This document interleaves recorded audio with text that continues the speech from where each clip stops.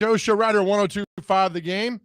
I'll be damned if that Chase McCabe does not have another speaking engagement today, this time up in Kentucky. Guy is an in-demand cloud storage architecture in the cloud, LinkedIn certified badass. So Chase will join us tomorrow. With that being said, the very popular, the very intelligent, the very adorable Dr. Crane is in studio with me today. Dr. Crane, how are you? I'm doing well. You didn't have to add the adorable. That was too kind of you. Always doing that. I mean, when I walk the streets now, everyone's like, the adorable Dr. Crane. Right? Like, oh, shucks, you guys. Wow. Too nice. And let's welcome behind the glass today. He's not going to talk because he's nervous. Our producer, Lee Crow. Lee, good afternoon, buddy. Thanks for joining the show today. We appreciate your hard work. Lee, we'll get you on the microphone a little bit later on. But we got a fun show for today. John McClain at 2 o'clock. Our good friend Brian Bates, a comedian, released a special on YouTube and the Nateland Entertainment channel. Very, very, very funny. He's a local guy. We love him. He'll come on at 1:30 to talk about his special. Remember, he was with us back in April, a couple days before he did the broadcast at Zany's, and now the special's been released, and I'm telling you, it's really, really funny. So we're excited to have Brian on with us today. But Dr. Crane, first and foremost, our long national nightmare is over. Football's back. Thank you, Jesus. Amen, we brother. just have, one Sunday left, and we're back and rolling? Is that what I'm getting at? It is, but all the teams reporting to camp this week. Titans start tomorrow. They have their press conference tomorrow. College is next week. We'll get into the routine that we love. So we made it. We made it. It's like crossing the finish line and chariots of fire, man. We just made it through and good to go.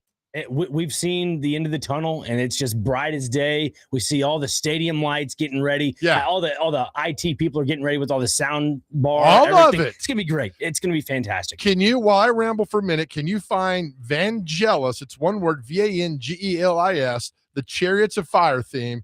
And while we talk, we're gonna play this underneath us because we made it. We made it to the finish line. This is every radio station in America, even our friends down the street. We're all together in this, and we've made it. So the Titans have the press conference tomorrow, and then have the big practices next week, then the joint practices and the preseason games. Next thing you know, it's here. The Jets are in town, and we're off and running. So did you find it? Yeah, this is all of us. This is every radio show in this town. Sports talk. We're on that beach running together, and we see a finish line. By the way, this is a great movie. Chariots of Fire. Oh, man. What's the length of the shorts in this scene here, Joe? Set the scene for us. Probably right above your quad, which is pretty tight. These are tight shorts we're running with. This is 1920, I think. Is that the red piping with the white shorts? It might be. Oh, boy. Yeah, right. We all wore those in junior high.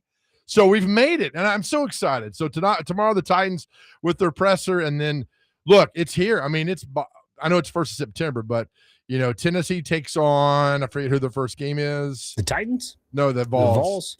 Oh, Joe, I know game 2 is Furman. Tennessee plays Furman. Vandy's got Austin P. Middle Tennessee State's got Murray State. I mean, I don't know I need to look up who Cumberland's playing. Tennessee Tech's playing. We're all ready to go. Austin P is going to Vanderbilt that weekend. So it's here. I mean, it's here, and we're ready to go with all this. Preseason game is next week. Nobody cares. But we'll watch. It's Arizona versus Carolina, and they'll introduce all the Hall of Fame people. We'll watch, and maybe some local guys on those teams to pay attention to. But whatever it is, we got it going on. So that's exciting for all that today as well. So I'm over the moon excited, man. I'm ready to see the snap of the football. Don't get me wrong, Joe. Like you mentioned last week for the CFL, it's a great product. They do a good job with it. Yeah. But I mean, it's not on regular television. You got to have a subscription to watch it. I'll see clips and highlights on, ESPN from time to time, but it needs some real substance. Needs some crack of the pads that just gets you excited. You need that buildup when you have college game day. You need, Chris Fowler, and you also need Kirk Herbstreit in the booth for you on a primetime game Saturday night. That's what we need. We need a little bit of that. Obviously, Pat McAfee is taking that Lee Corso role.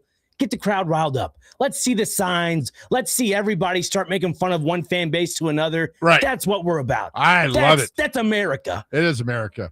By the way, I'm getting messages that we're offline on YouTube.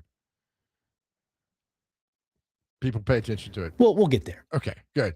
Good that people pay attention. We have our own ombudsman that we pay attention to. So, anyway, John McClain, 2 o'clock today.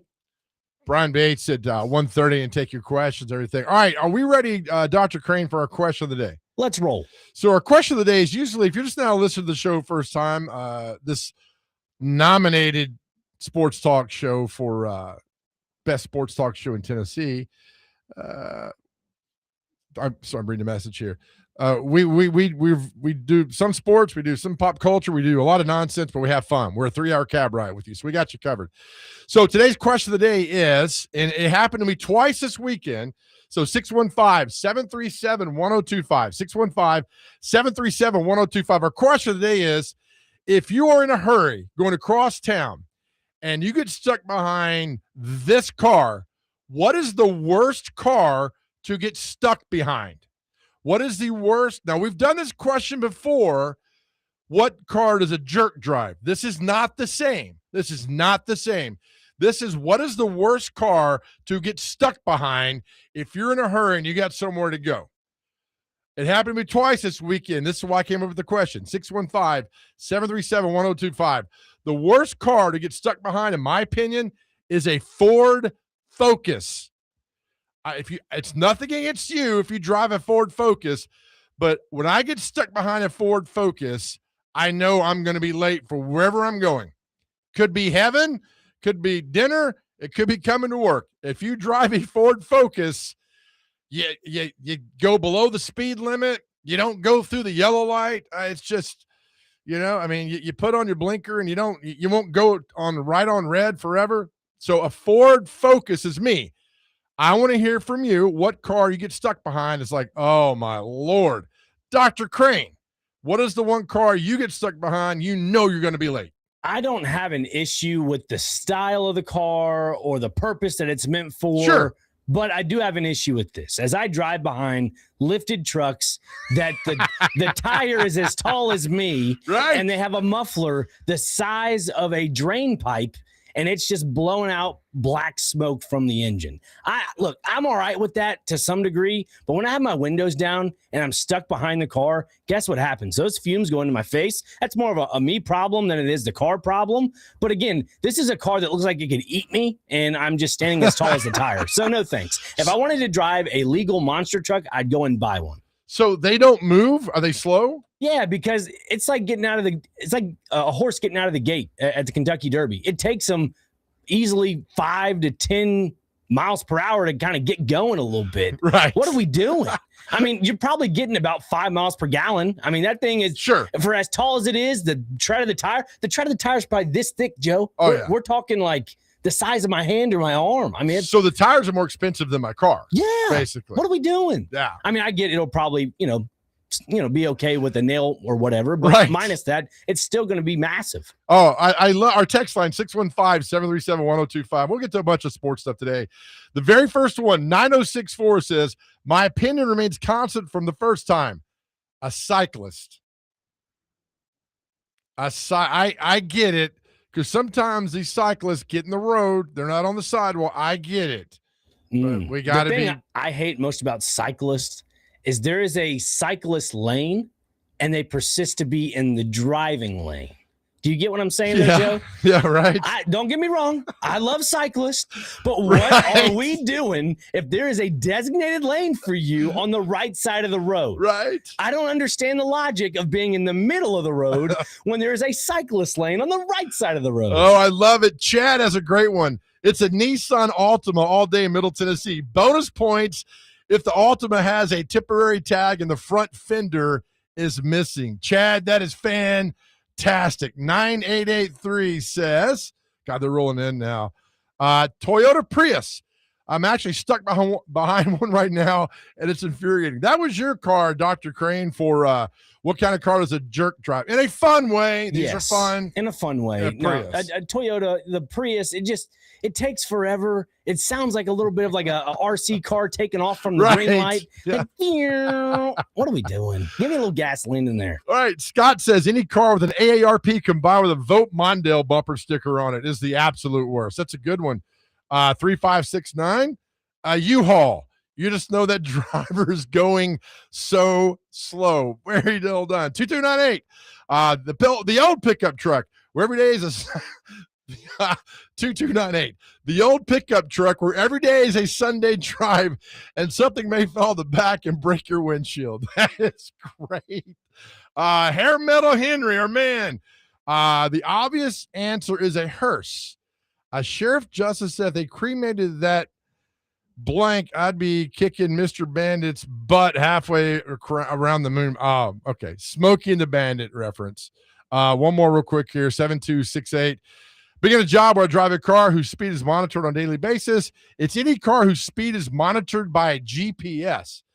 Yeah, I think that's going to happen when you start one day for rented cars.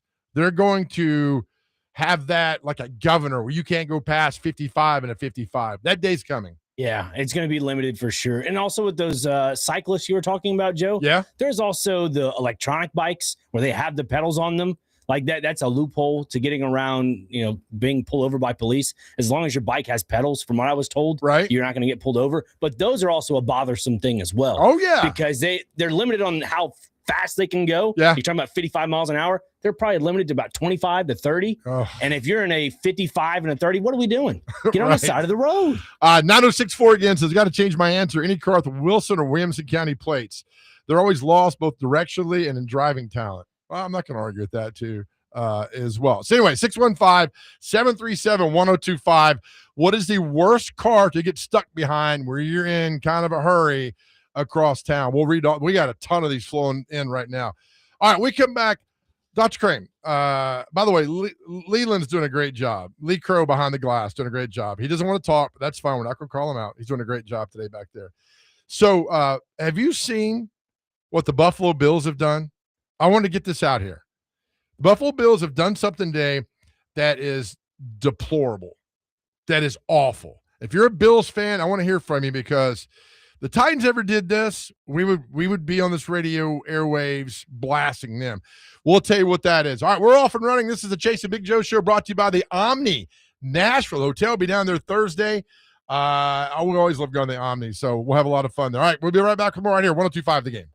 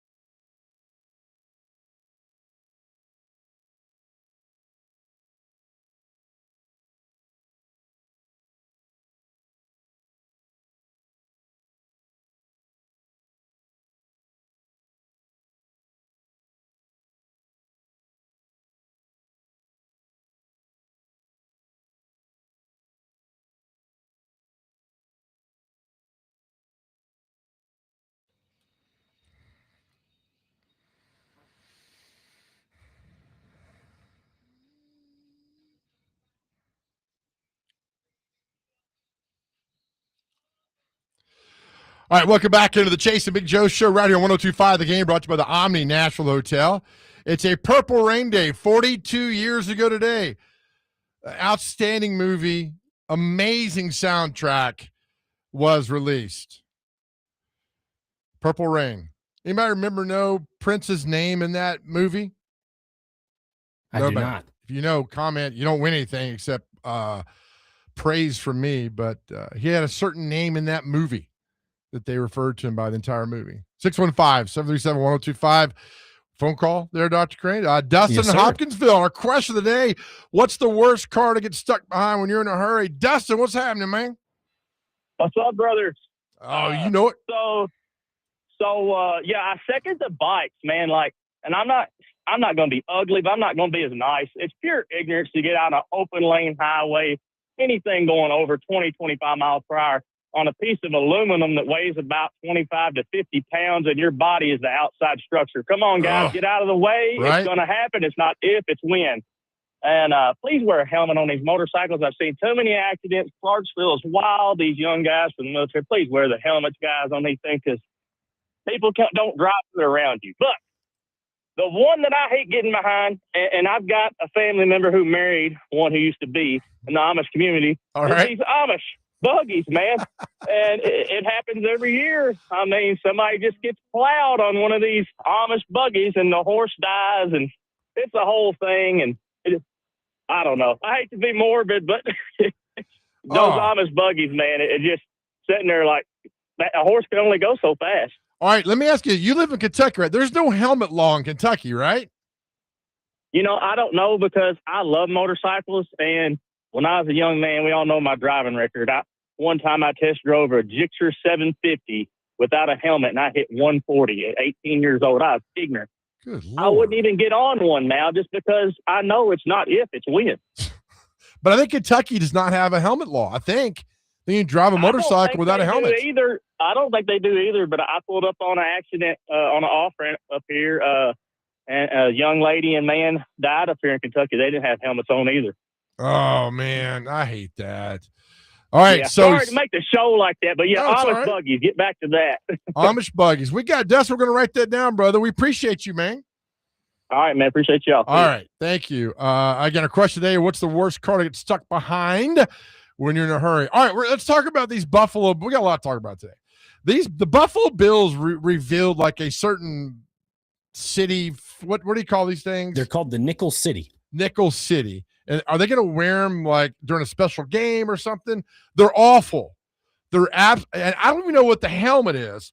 The helmet looks like there used to be a game back in the day where you'd be on a bulldozer and you'd paint the town and you'd paint these red stripes across. It's a video game. And it's on the back of the helmet. And it's like a bandana on the back of the helmet. And the uniforms are this bluish gray, but they're awful. I just want to know who approves this. Is it a focus group that approves it? Is it the owners? That's good, sign off? I don't know, but it's terrible. I think the owners and also the fan base. I feel like the fan base is the ones that drive this a little bit, because last year, the year before, when the Bills kind of softly unveiled a red helmet with the normal Bills logo on it, fans erupted. It was like, oh my goodness, this is what we've been wanting. This is it. Now you have this Nickel City uniform unveiling. I'm not too sure what was the genesis behind that, but my hunch would be maybe the fan base. The uniform features an all-gray jersey and pants combination and the Charge helmet, which has a blue base and the team's red Charge symbol for the charging Buffalo logo. All right, it works. The Buffalo logo Charge, it works when the Buffalo is there. Otherwise, it looks like you let the daycare do this. It's the team has not yet announced when the new uniform will be worn. The season of the Bills first in their new Highmark Stadium, which evidently the prices there are Chihuahua. People are like, oh my goodness. So the Bills posted a blue-collar town that never backs down, except from winning a Super Bowl. We are the Nickel City. Okay, and reaction is it's about 90% negative to all this. If the Titans had did something like this, we would blister them. This would be the equivalent of red jerseys for the Titans. In my opinion, I don't think they would ever see the light of day. Same thing for gray uniforms for the Titans. They would never see the light of day. I was privy of a conversation. I was not part of it. I was like eavesdropping, and because I wanted to be a spy back in the day, of Amy Adams talking about her father, his disdain for red jerseys. I don't know if that is why, but the Titans don't need red jerseys. They Not don't. at all. No. They don't. I love the look they have now. I love the look. We don't need to be cute and all that stuff. And so I was looking at all this, and you kind of default back to like college football and things. I'm so glad. I don't think they've ever had one recently. Alabama's never had an alternate like helmet, which maybe back in the 40s and 50s, but at least while I've been on this planet, it's always been the same helmet. Same with Penn State. Same with Notre Dame, Michigan. I mean, just some things. Georgia tweaked theirs about 10, 12 years. They played Boise State in a bowl game. Florida did a couple of games with the F on the side. But I like the fact that just when Tennessee went to the dark helmets, I'm not a fan. And the orange helmet. I'm not. I don't mind that, right? But I like what they got now because it pisses off every other SEC school. Then you play Rocky Top and they get so mad. Just keep doing that. If I know that I annoy you at something, right? It's going to happen multiple times. Right. What is it that Lloyd and Harry did to that guy? The most annoying sound in the world. Oh, they started screaming it in the car. He goes, all right, guys, enough. Let's stop it. Yes. If I know that's annoying you, I'm going to do it 1,000 times. But anyway, and they've got the little avatar of the logo. It just makes no sense. To be fair, like, it would go okay in college athletics because there is a team that actually has a jersey like this, and that's the Kansas Jayhawks. They have an alternate of gray with a blue helmet, but the blue helmet's a matte blue instead of like a glossy blue like this. Oh, is it? So I'm not a big fan of NFL teams experimenting the college, colorways, to be frank. I mean, also, too, that this kind of would go under that. Yeah, they're trying to do that little city unveiling, whatever. Yeah. To just piggyback off of the color rush. This just doesn't jive. I'm on this place called helmettracker.something. I can't read this stuff. It's the Helmet Project. Alabama's had the same helmet since 1960. That's not changed. They had other helmets before there. They went with a white helmet with red numerals, and that did not play well. So they went back to that current helmet they've got there now. Arkansas's had many iterations of helmets. Auburn's had that as well. They've been at the current one since 1984. Florida threw the one with the Gators out there, which was the F on the side of the helmet. They do certain games like that. I get it. Just not a fan of all that. Then Georgia went with the all-black helmet in Halloween game of 2009. Not a fan of that one either as well. So anyway, that's the thing. But Buffalo, you deserve the right today to us to kind of laugh at you a little bit because of what you've done there with your helmets, which I think's I don't get it. But I get it. Whatever. Whatever makes you happy, I'm fine. For me, looking at this Bills uniform right now, it reminds me of the Jacksonville Jaguars, 2013, when they did the part gold, part black, like matte colored helmet that was ombre, like mixed in together. It was just awful. I'm pull up the website now. Let me look at this thing, and it's yes, awful. You're right. I forgot all about that helmet. Yeah, they used it for the color rush that year when they played the Titans on Thursday Night Football, and it's looked like they ran out of spray paint. Yeah, exactly. On the helmet. So 2013 to 17, they wore those. But I like the black helmet with the Jaguar on there right now. I don't mind that. Yeah, I feel like matte black helmets are really cool. I think just the matte color in general, just that style works well with a lot of teams. But if you do that glossy color on top of it, like for the Bills' sake, they've always had that glossy look. I think if you did a matte blue helmet with the gray, it could maybe be pulled off, but it just doesn't work. No, you're right. And the Titans franchise on history, they've had 10 different helmets. They had with the old Derrick basic, then they had a stripe down the middle, then it went silver oil Derrick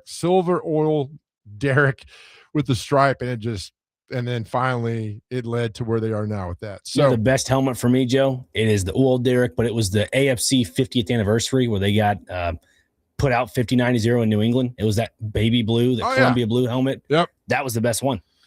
This one they won in the Hall of Fame game too in 2009. That's correct. Awesome. That was the fake punt. That was a fake punt. And I forget AJ Trapezio or something. Something like that, yeah. He was a Python. Yeah, that ran it's a great call. Great play call in that game. Played just the Bills. Seeing Jeff Fisher's smirk on the sideline. Oh, yeah. It was great. We got him that one, guys. Hey, guys.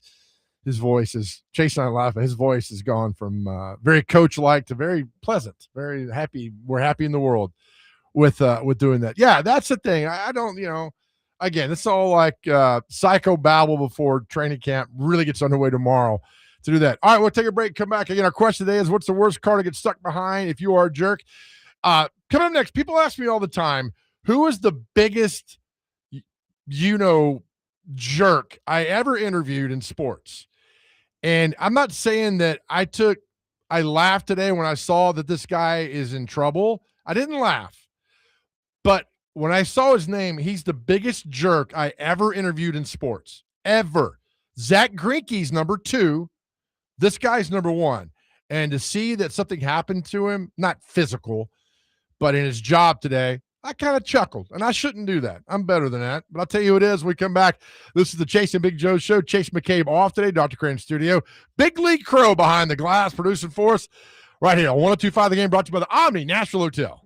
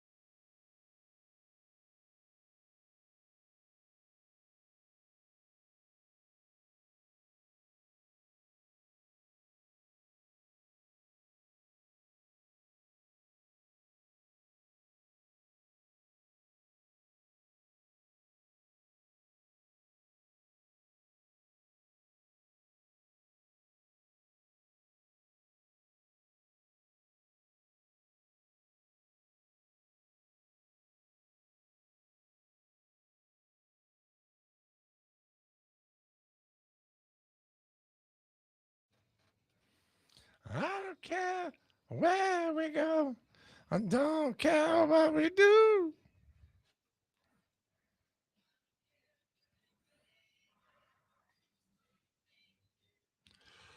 All right, welcome back to the Chase and Big Joe show. It's a Purple Rain Prince kind of day. 42 years ago today, that fantastic movie, that fantastic soundtrack was released. So we'll give you a little Prince today. It's hard to believe he's been gone 10 years. Unbelievable. You're still in high school, Dr. Crane. I was. Going to your dermatologist visits and getting ready for your senior year. Dermatologist. Never had one. Everybody had. You didn't have acne growing up? I did, but I never went to a dermatologist. Well, what the hell did you do? I went to an esthetician. Why would you go to somebody who does math? No, that's mathematician. Esthetician. They work in the beauty aspect of it all. Yeah. See, that's why you're better than me. No. Never thought about that. No, I just, when your mother works in, the beauty aspect of life, cutting hair for 43 years now, I mean, she has connections. Well, that's a pretty good connection. My dermatologist, here's what, when I'd walk in, he's like, he'd always say this, what now? Well, I mean, what now? As if you would fix my face, I wouldn't have. And also, too, like when I played sports, I'd always sweat. It should create acne, right? Not really for me. Did not? No. The helmet always gave me acne on my forehead. I always cleaned my helmet. Well, so did I, pal. I mean, just like wiped it with a rag. So you don't think I did that? I think you did. It's just maybe I think some of us have more oily skin than others. Did you ever drink the olive oil? Drink the Kool-Aid? No, drink olive oil? Never. Like a spoonful of olive oil in the morning? No. Why would I do that? It makes your skin glow. It's pretty good. Good health-wise for your gut as well. By the way, I got word last night that the Corleones are out of olive oil business and they're going to take over Vegas. Oh boy. Yeah, I don't know anything about that, Joe. It was on last night. It was on MTV2. They're showing The Godfather. Really? Yeah, I was just flipping through. I'm like, what's going on? And I saw it at the beginning. I'm like, oh, this is good. So I watched like 4 hours, the whole thing. The free streaming platforms like Tubi and Pluto, yeah, they have those for free on there, which is just genius. Oh my gosh. I would sit there and watch free television all day, every day if it was The Godfather. Yeah, right. I know on Roku from 2 to 6, Miami Vice comes on, but I'm busy, so I can't watch it. I've seen so much Game Show Network in the last 3 weeks. It's unbelievable. What's your favorite game show? Right now, it's The Wall, Press Your Luck, and obviously Family.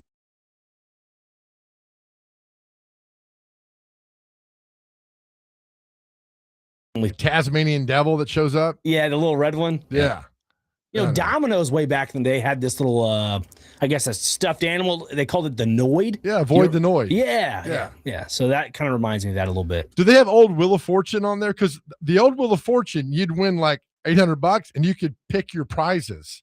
So you wouldn't it's weird now. I like the old day where you could hey, I'll take that toaster for $90. Give me the vase of flowers for $210. And nobody would pay those prices. I'll tell you what, The Price is Right, fantastic show back in the day. The one with Bob Barker. Nothing wrong with Mr. Drew Carey. Right. There's nothing wrong with it, but there's something about Bob Barker behind the mic. See the episode where the lady wins and she collapses? She faints. Oh, yes. I did see that. And then Bob Barker walks her. He's like, are you okay? And he's like, I guess she'll be okay. And they roll the credits and they're tending to her. Yeah. And then he's standing make sure you spay and neuter your pets and have a great, and they're the EMT or whoever, the on-site nurse is fanning this lady and she's just passed out and they're rolling the credits. She's okay at the end, but you're watching what in the hell is going on here? It's really crazy. Cindy, you have won a brand new car and just falls out. It was crazy. There's another I was going to tell you about with, by the way, I won. There was on TNN years ago, used to be a talk game show called Top Card, right? I won 3 days on Top Card. This is 1990. I won 3 days on this game show. And I'm like, yeah. And 3 months later, I get the tax bill for what I won. I'm like, I can't afford this. I won luggage and some other stuff and had to pay taxes on that. So if you win a boat I have a friend that won a boat on The Price is Right. He had to pay taxes on a $19,000 boat. He's like, I don't have the money. Sold the boat. Yeah. Sold the boat. So you have to pay taxes on all that stuff. Just give me a canoe. We're good. Take $19,000 in a canoe. I'm good. So I had to, I pawned all my luggage. I want a bunch of luggage. Talk right? about a luxury tax. Badooch. Oh, yeah, I get it. So I had to get rid of all that stuff. So if you went on a game show, be careful.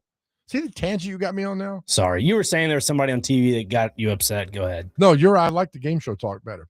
Anyway, I get asked all the time, like, who was the biggest jerk you ever talked to? I'm like, there's not a lot of jerks that come through. There's a few comedians that like Bill Burr was a jerk, right? I never want to talk to him again. He was an ass. Remember, he's on the air with us, yeah. Yeah, not funny, didn't care. I mean, just a complete jerk. That's been the main one.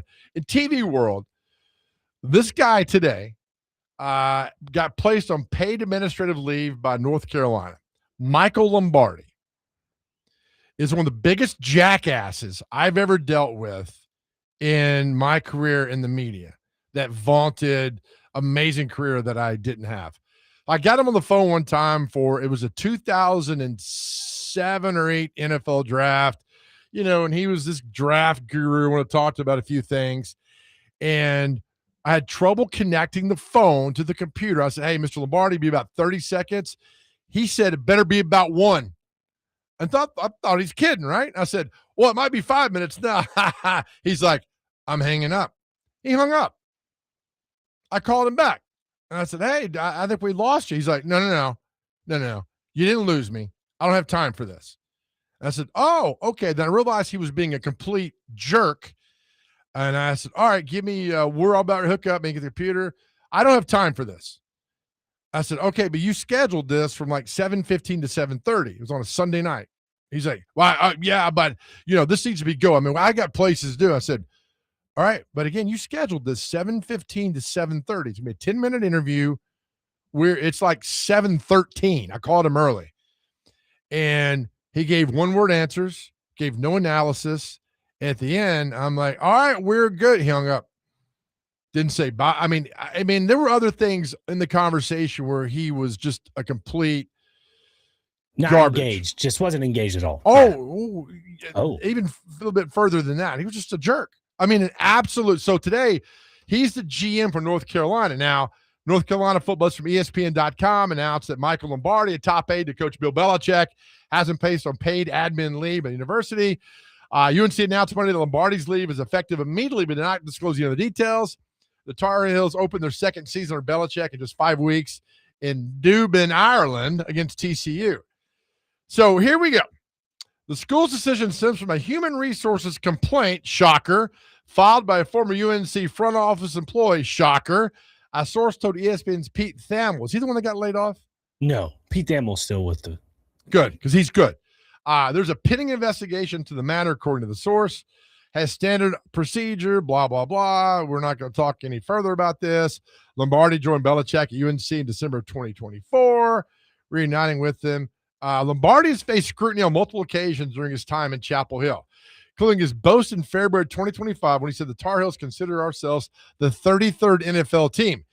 He also made headlines last September when he informed the Patriots that their scouts would be banned from access to the Tar Heels program. UNC went 4-8 last season under Belichick. It did not have one single player selected in the NFL draft. Now, I'm not saying it's because of Lombardi, but look, when I read this, wasn't surprised. The guy's an absolute jerk, and that's what happens to him. Somebody had a great saying one time. You give somebody an inch, they think they're a ruler. That's what he is. I like that. I'll have to remember it. Please do. And credit me, will you? Because I need extra money. I sure will. So, but yeah, that's the thing is like Vandy has a GM named Barton Simmons, who is one of the greatest guys you'll ever meet. He might be the first GM ever hired in college football. Him and Clark Lee went to NBA together.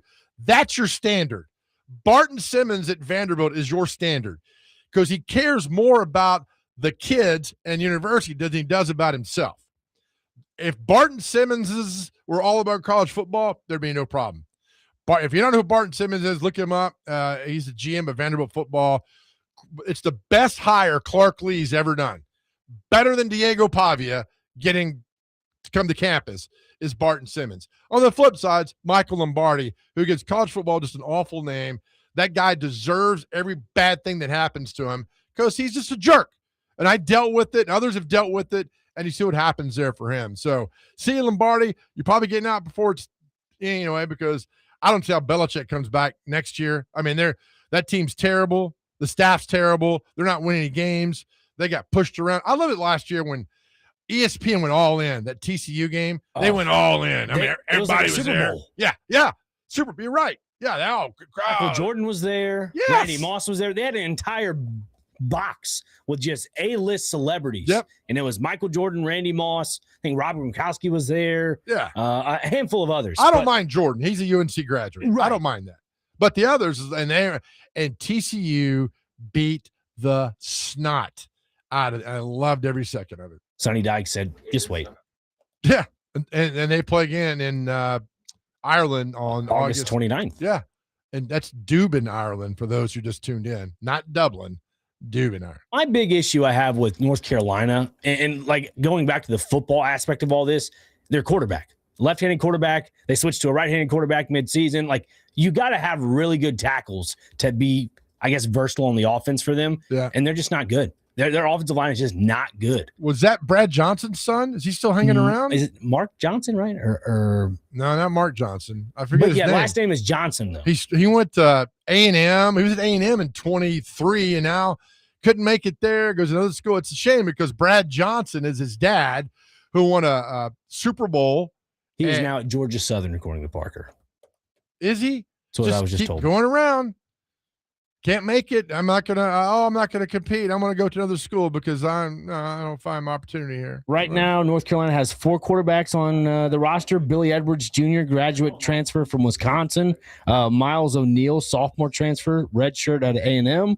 And then Travis Burgess, true freshman, and Torrey Newkirk, redshirt sophomore. Okay. Well, there you go. So a fresh slate. Yeah. All right.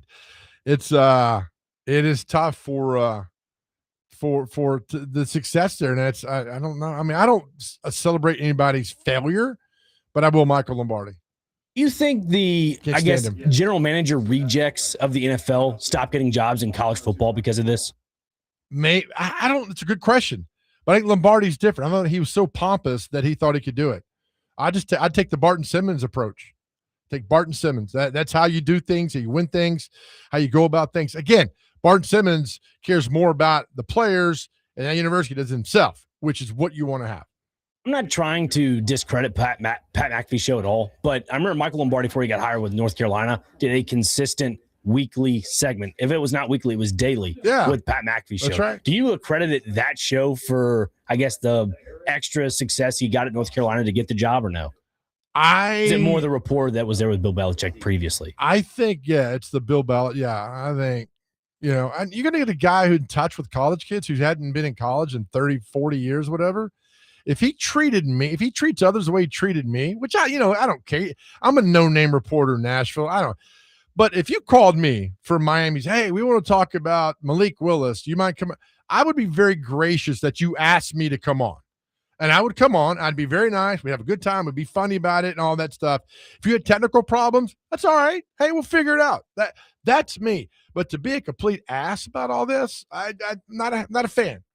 So when I saw he got laid off, I was like, ha, probably deserve it. And I read the report. He deserved it.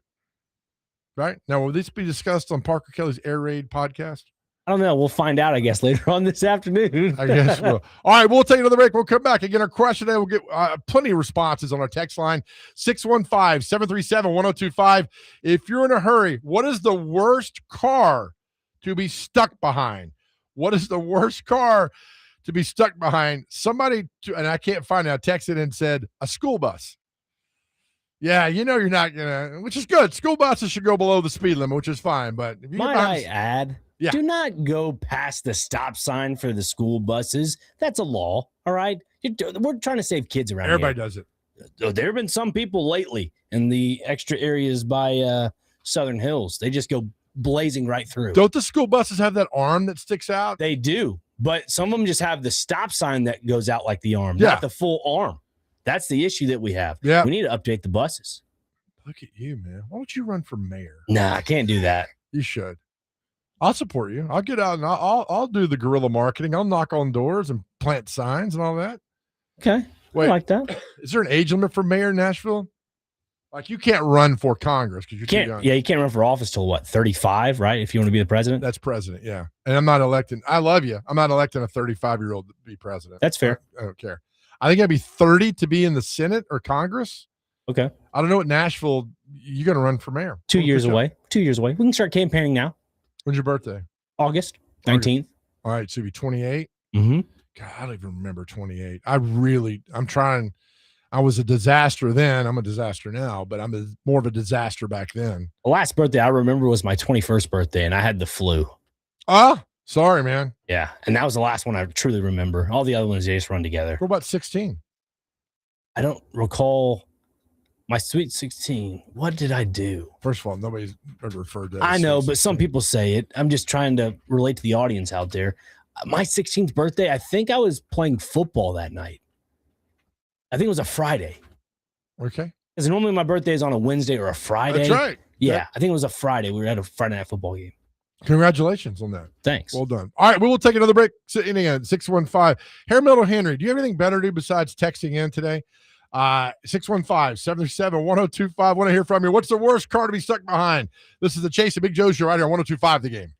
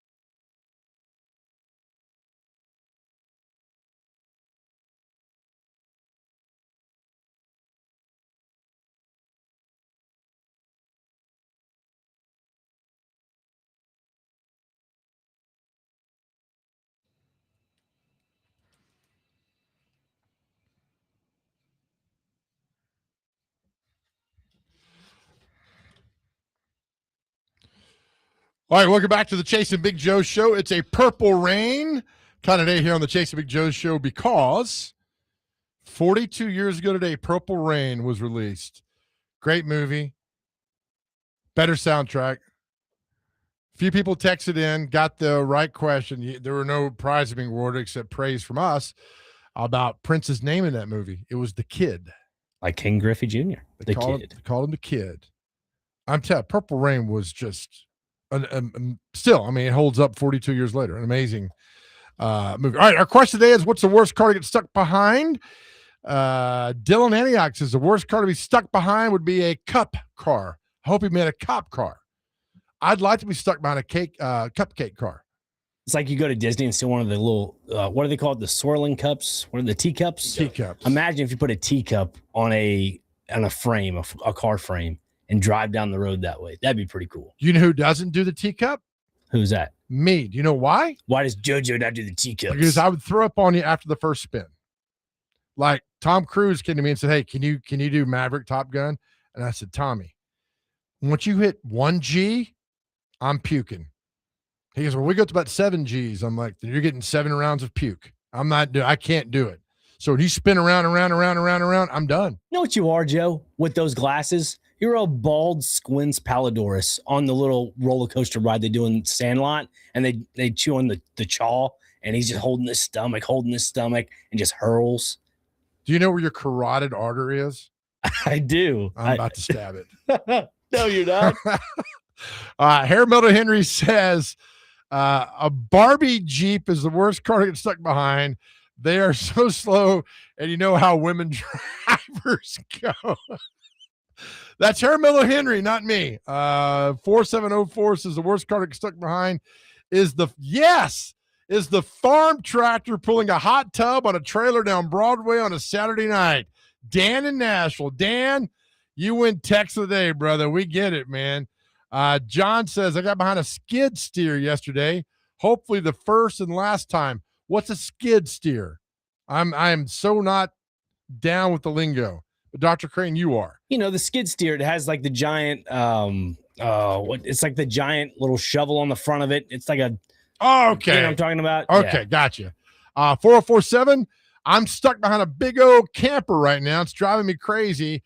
Our buddy Mike on Kentucky Lake. Mike, I'm sorry, buddy. Jason Clark, so the worst vehicle to get stuck behind is a garbage truck.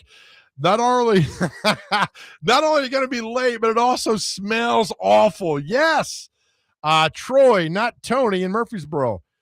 He says any car from Bedford County. 2431. A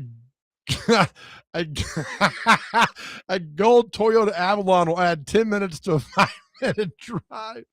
Also, 2431, this is for you, Dr. Crane. Most school buses are now equipped with a camera that takes a pic of your license plate. If you drive by while they have their stop sign activated, you'll get charged with a crime. I used to be a criminal defense attorney, and several clients were surprised to hear this and learn this the hard way. Good. Keaton from Nashville. Keaton, thank you so much for that. Hell yeah, good. Don't speed past school buses. Don't go past a school bus if you see the sign that says stop. Just don't do it. So let me ask you this. Keaton, if you're listening, text back in. This is actually a legal question. And I love it, how are school buses allowed to have that, but Nashville doesn't have the LPRs, license plate readers, like Mount Juliet does, and they arrest 1,000 people a day. If you're a criminal, avoid Mount Juliet because they're going to bust your ass. No, wait. Go to Mount Juliet. Drive through Mount Juliet and see what happens. Please go to Mount Juliet. Please, I implore you. It's a great city. Drive through there. But how's that? I don't know how that legality works. Yeah, that is interesting. Those license plate readers. Don't they have that in Belmead? They have those. No, they don't. It's nowhere in Nashville. Oh, okay. Then nowhere in Davidson County. What are those cameras for then? Figured you'd bring up Belmead and your little area over there. It's not my area. I just drive through there. Why are you driving through? You don't live in Belmead. I pick up some stuff at the market out there. Some stuff. You can take your little drug activity out of the state. There's no, pal. no. There's no drug activity. This is a culinary activity. It is a culinary activity. I pick up steaks from a certain market out there. Okay. The Sperry's Mercantile. I go out there and get some of the seasoning. Great seasoning, by the way. Mike Organ has worked really hard to improve the Rayon City Farmers Market. What's wrong with that? They don't have me out there. That's the first problem. Okay. All right. We got a lot more to get to today. 2431 Keaton, thank you for that about the bus. I like this. Bus has got a picture or license plate. If you drive by without the stop sign activated, charged with a crime. I love that. Made my day. That made my day, because all of us who have children at bus stops, and we rode buses back in the day, thank you for that. All right, we're at the end of the first hour. Do we have another hour to do? 2 more hours, Joe. How is Lee Crow behind the glass? He's doing okay. I think he's just still a little skittish, but we'll get him there. It's okay. All right, Lee, doing a great job. All right, back with more. This is the Chase and Big Joe Show, brought to you by the Omni Nashville Hotel right here on 102.5 The Game.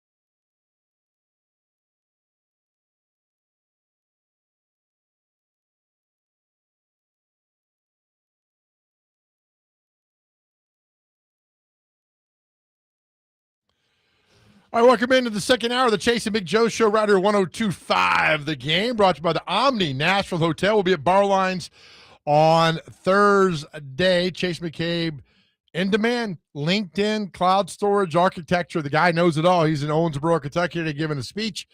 Dr. Crane studio. Big League Crow behind the glass. They getting things done. I'm trying to get away from the question, Dr. Crane, but we have so many responses about what's the worst car to get stuck behind. We're going to punt something real quick. We're going to talk about NFL revenue, which came out today, which will blow your mind. But we got to read some of these because there's so many that have come in. Our question today, 615-737-1025. What is the worst car to get stuck behind if you are in a hurry? Now, we did a question a couple months ago about what kind of car does a jerk drive. This is not the same question. This is not the same. This is if you're in a hurry, if you see this car and you're stuck behind this car, you're done. It happened to me twice this weekend. I got behind a Ford Focus, and I guess Ford Focus drivers go below the speed limit and don't turn. Listen, if you don't turn right on red, I think that boils my blood just a tad bit. Yeah, I'm right there with you. Right? It's a turn lane for a reason at a red light. Yeah. You can do that. You can do that. Unless you see a sign that says no turn on red. There's a difference. Like getting off the interstate 2nd Avenue, you can't turn right because it says no turn. I'm fine with that. But the other ones, man, I can't. 0749, Brian from Camden. We appreciate our friends in Camden. Definitely getting behind a truck full of live chickens. That would be something. That would be, yeah. I got a joke I cannot say. Chad, I used to sell police equipment around here to departments. Let me just tell you, Mount Judas work on a different budget than most towns around here. Okay. 7636 says they have LPRs in Brentwood, but that's not Nashville. That is Williamson County, right? This is Davidson County. Dustin Hopkinsville says Clarksville had those LPRs for a while. Then a guy got a ticket. His wife opened it, and the picture of him getting I'm not going to read the rest of that. Thanks, Dustin. Almost got me on that one, Dustin. Anyway, it's a bad thing. All right. On and on. All right, I can't keep up with them. We're not going to do that. All right, we'll get to. Oh, okay. Who is it? You have good old Neil on the line. Neil, welcome to the show, Neil. Neil, what's the worst car to get stuck behind? It's not just the car, but it's also the situation. Hearst during a funeral that would be the worst vehicle to get behind when you're in a hurry. Because God forbid you're having to go 15 miles an hour down Gallatin Road when you got to get to Madison in 10 minutes. Well, let me ask you this, Neil. If you're the other way and you pass, do you pull to the side of the road and give respect that way? Yeah, just depending on if I can. Absolutely. Okay, so, I like that. I like the staggered answer. But well, I mean, it is what it is. I mean, we all die. But no, if I'm in a hurry and you get behind a funeral session, that's probably the worst situation to be in on the road. Now, so. Neil, would you, if you're in a real hurry, would you ever? Please tell me you wouldn't do this. You'd never pass the processional, would you? No, sir, not at all. Right. That's the least. Life is a little bit more valuable, and you need to have respect for everybody on the world. You're a good man, Neil. Thanks for calling in, buddy. Thank you. Just got to call and live low. Hey, listen, I'm behind a dead guy. I'm gonna be alive. Hey, you're honest though. That's the truth. Well done. All right, thanks, brother. Y'all have a good one, guys. All right, that's our question today. What's the worst kind of car to be stuck behind? I think that's you get an exemption for that. Yeah, right? It's like the hall pass. When you go to get. Excuse me. You get the hall pass. For what? For the procession here. We're talking about the funeral procession behind the hearse. Oh, I thought you meant a different hall pass. No. Do you know what I'm talking about? I think so. I don't think you do. I think so. I don't know. The more and more I look at you, it's a no. I'll tell you during the break. No. This you need another word for your hall pass. Teacher's exemption list. I don't know. Oh my gosh! You don't get that. That does no. Anyway, let's talk about this NFL revenue that came out today. I just saw this on TV. It's gonna blow your mind. I guess this is every team. For the most part. All right, I'd say around that number. So the Green Bay Packers are publicly owned. So they have to release like all their financials. So allegedly today is that all 32 teams received a check from the league for $453 million. What's the salary cap in the league? The 300 something? Roughly 300 something, yeah. So you made the salary cap. I mean, you that's all covered. Then you got $150 more million on top of that. Does not include revenue at the gate from your games. Now, this might include merchandise sales. I'm sure all that does. But I again, this goes to me even a step forward about the NFL should pay for these stadiums. The NFL could pay for the Titans to have a $3 billion stadium. They could pay for this. We should not have to pay a dime for that stadium. Not a dime. And yet we're on the hook for $1 billion at least. All that live in Davidson County or whatever, I don't know, for $1 billion. Property taxes are sky high. And Amy Adams gets a check today for $453 million. And you're paying for the stadium. Allegedly. I mean, if the Packers get it, everybody else, I mean, the Packers get more than somebody else? Do they? I don't know. I don't know. I'm just saying, depending, like you said, on merchandise sold, and obviously the Titans going with a new logo this upcoming season and new type of style of jerseys. Yeah. Everything was discounted at the end of the season. So you never know what type of revenue comes with that. So. Right. And I don't want to be one of these guys who ran about finance, unhappy. Look, I love football and I get all that, and I'm the biggest football fan ever. And I know owners are worth billions, and I understand all that, but just the fact that you got to pay for a stadium, the NFL could cut a check and still have billions in the bank. It's mind numbing to me that I get, like, making money but man, don't have selective poverty to me. Not anymore. You could pay these guys what they're worth, the value that they're worth. No, it's funny, the AJ Brown trade now, when you look at back, is that deal in 22, it was like, well, we're not paying him that much. That's like a mid-level deal now for a wide receiver in the National Football League. It's crazy, man. But that's part of it. So doing a little bit more digging on the Green Bay Packers for the financial breakdown. Obviously, the national revenue that is posted online on all the sports outlets is $453.2 million. And that's equally from NFL league-wide, so I guess that includes each team as well. Talking about that same number. But when it gets into more of the nitty-gritty of it all, the local revenue, $300 million generated from ticketing, corporate sponsorships, pro shop retail, and stadium events. Their net income is $132.5 million total profit, bolstering from $133.6 million in non-operating income from investments and the NFL equity transactions regarding ESPN NFL Network. So operating results also go into $131.7 million. So there you go. So that's how they came to 453? Yep. Okay. Hey, man, it's a business. Well, it's a total of $753 million in the 2026 fiscal year. So they got. I'm just saying what you're talking about for 453. That's just for the NFL's revenue as a whole, league wide. I'm also including the local revenue as well. That then adds that up to a total of $753 million. Look, I'm all about capitalism. I love it. Make money. I'm all about it, right? But don't on the way up there. Don't stick us with a stadium that you can absolutely. That's my problem. You can afford the stadium. We shouldn't have to pay for that stadium. But the reason why I mentioned that is because the local revenue is definitely going to be completely different depending on the market you live in. Say like the New England Patriots, for example, had the last place schedule, went to the Super Bowl. Imagine what the local revenue is outside the stadium walls for that team. How much you think the Cardinals made? $100? Ain't nobody buying Cardinals merchandise. Ain't nobody buying Titans merchandise outside the proper area. Now, would this be a right time to say this? Were they handing out hall passes instead? Why are you bringing that up? I thought we got pass. I'm going to tell you during the break what a hall pass means. Okay. All right. I mean, I love the fact that you are still innocent. Hold up. Did you never get one of those when you were in school? Like the blue slip? Just stop it. To go get like water? Hall pass means something completely different these days than it did in high school. Just stop it. All right, we'll take a break. I'm going to go and have a. I'm going to have a. They call it a water slip? What do they call it? No, just stop. Just turn your mic off. Lee, turn his mic. Lee Crow, turn his mic off.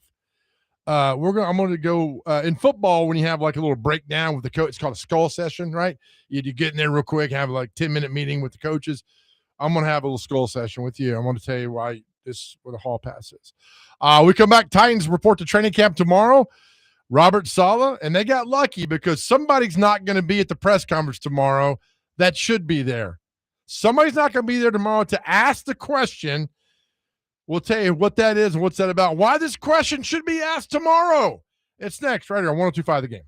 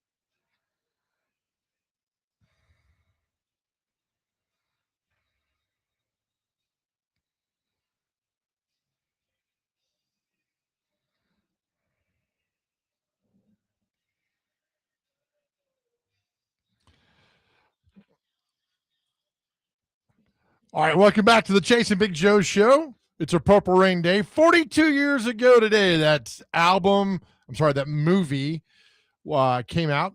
Album was already out, but before that, fantastic album, everything that goes with it. So 10 years, man. 10 years that Prince has been gone. All right, the Titans are sitting out their annual training camp press release. Oh, it's presented by SeatGeek. Oh, nice. More money for the franchise over there on top of the $87 trillion they already have. Anyway, good for them. If you use that code, I believe you get $20, whatever off. And so they get a percentage of that. I know what the percentage is actually. Okay, good for them. I'm excited. I'm excited for Robert Saleh tomorrow. His first training camp as head coach of the Titans. We've been on the Saleh train for a long time. We thought this would be the best hire. Thought it would be, is that Matt Nagy with the guy that we thought because of the relationship? But this is the guy we wanted. So I'm excited about it. Robert Saleh tomorrow. We'll have the press conference with Mike Borgonzi at noon tomorrow. And one annoying reporter will not be there to ask the question. That is myself, because we have a remote tomorrow, and our show's 12 to 3. This show is more important than anything else involved in the sports world. So I've asked this question to every GM and every head coach. I will not get the opportunity to ask Robert Saleh tomorrow, so maybe somebody will ask this question for me. And it is, the team that you put on the field Wednesday, the first practice, they report tomorrow. The first practice is on Wednesday.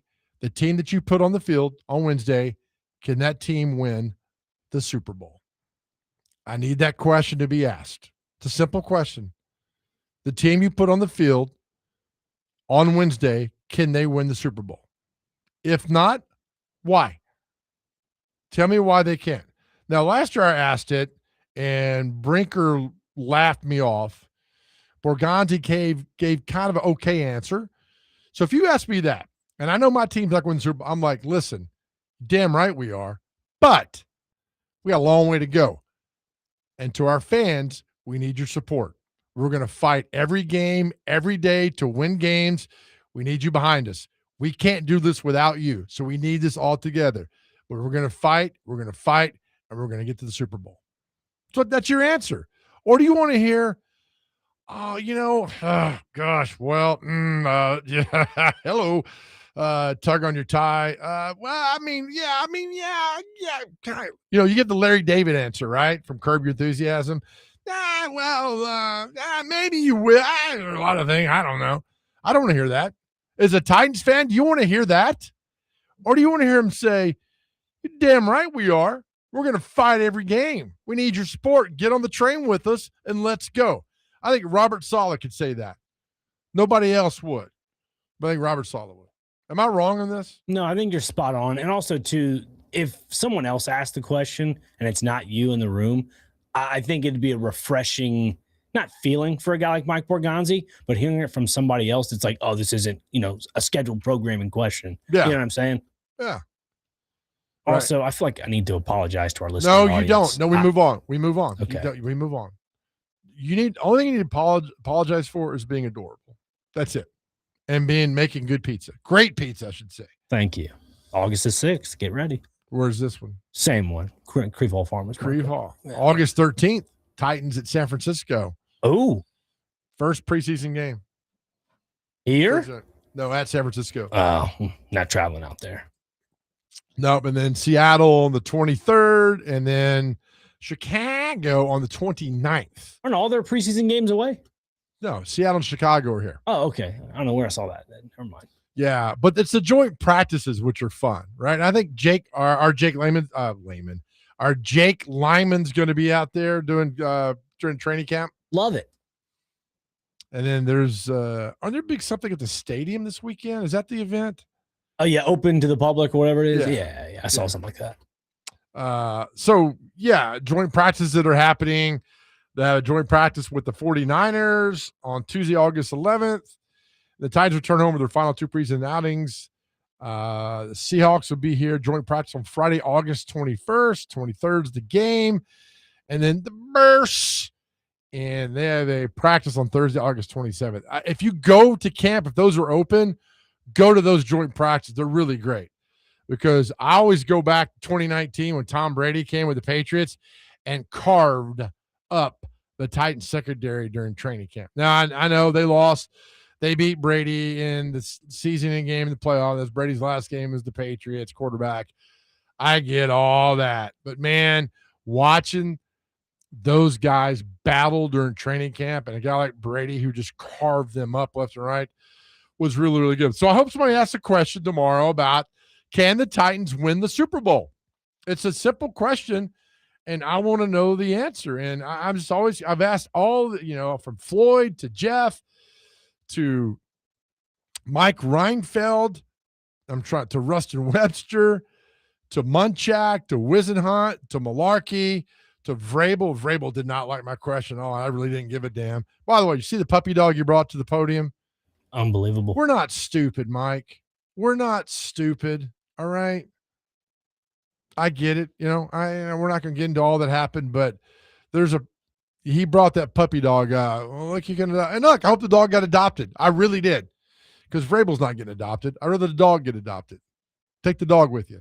It's a cute dog, by the way. It was a cute dog. It wasn't bad. So that's but they all have different responses to the questions.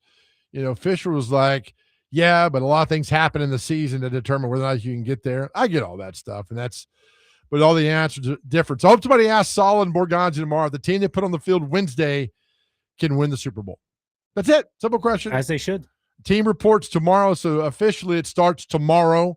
And then because rookies are already here and the first work on the field is Wednesday. But it's official. They go to camp tomorrow. I will take a break. We'll come back. We're going to deviate just a slight. Our good buddy Brian Bates he's kind of the unofficial comedian to the Chase and Big Joe. We got like 3 of those guys. Yeah. Greg Warren and him. And we'll add Aaron Weber to our list. So we don't care. We'll just, you don't get paid. It's just, you get a lot of pride. And you got to carry yourself somehow. And this is the show that does it. Yeah, exactly right. So Brian Bates will join us. Brand new special he got out released. It's really, really cool. We'll talk to Brian next, how things are going right here. And John McClain at 2:00. Don't forget that. This is the Chase and Big Joe show right here brought to you by the Omni Nashville Hotel, 102.5 The Game.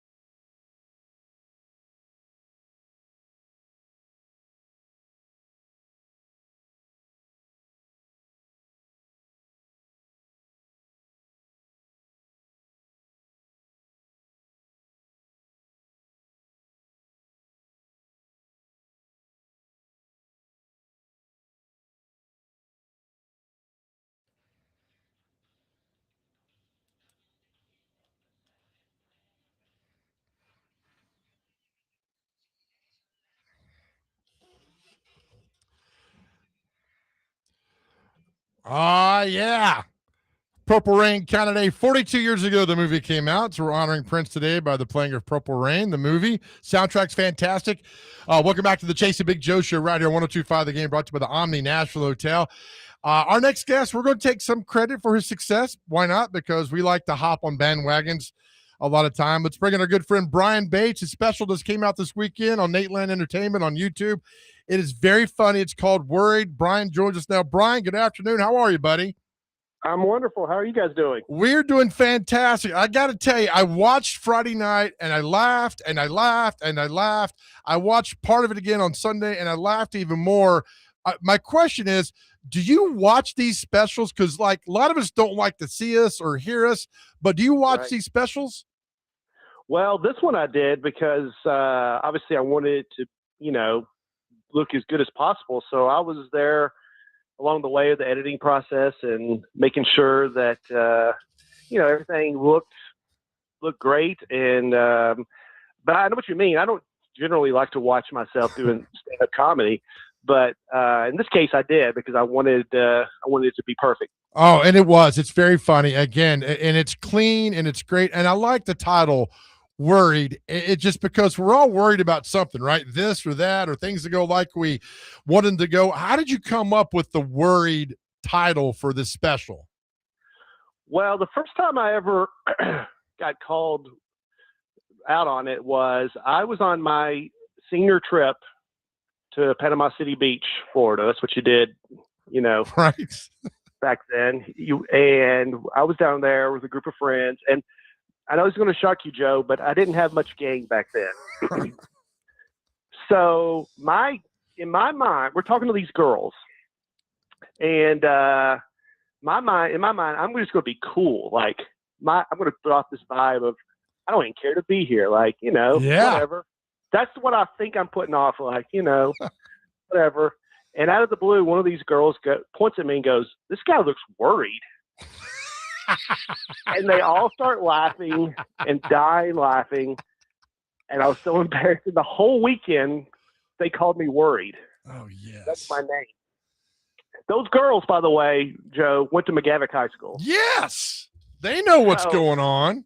I know. Those McGavick girls can be rough. They know how to put you down. Oh, so what year is this? We're in Panama City. This is 1990. Oh, yeah. I think we just graduated high school. I think they graduated too. I think we're all down there on our senior trip, and they've been hanging out with The Rock probably in high school. That's right. And now they got Brian Bates that is down there doing this. We had you on back in April, right before the special aired. And what's the last 3 months been like waiting for this to come out? Because this is a big deal, Brian. You know this, and it's a monumental moment to have your special out and all that. But what's the last 3 months been like waiting for this to come out? Well, I mean, I felt so good about it the night we taped it. And so I was pretty excited to get it out. So it's just, I've just been patiently waiting, but at the same time, looking over the rough draft and trying to improve it. And we didn't do a lot of editing. I mean, we only did one take that night. A lot of times when guys shoot comedy specials, they'll do two at a night. Right. And they'll put together the best of the two. I just did one take. So, there wasn't a ton of editing to do. And then I shot that opening sequence of it after I was done taping that night.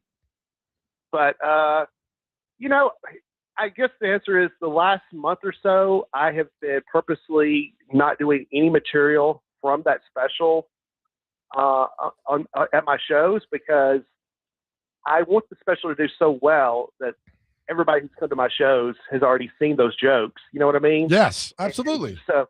So I, for the whole month of July, I've not been doing any jokes from that special at my public shows because I want to have a whole new act when people come to see me. Comedian Brian Bates is on with us. Brian, I don't know if this was intended on the Worried full special, but there are 21 different audio tracks for just different languages. And I played around with it and I put it in Spanish. I put it in, Dutch, French, German. Was that intended originally or is that just something that came up? The answer to that is I have no idea. This is the first I've heard of this. You should go back and listen to yourself in German. It's something, or Japanese or Korean. Yeah, I may go do that. But I'm guessing that's a YouTube thing. I don't think anybody on our team was like, "Oh, you're going to do huge in Korea, so we better get a track out there." You never know. You might have fans out there. I don't know. But when it comes to, you said there was not a lot of editing and you wanted this to be perfect. I just think it is perfect the way you described it, because everybody wants it to be natural. There shouldn't be any like hard cuts of certain, situations during the special. I thought it was well put together. Well, thank you.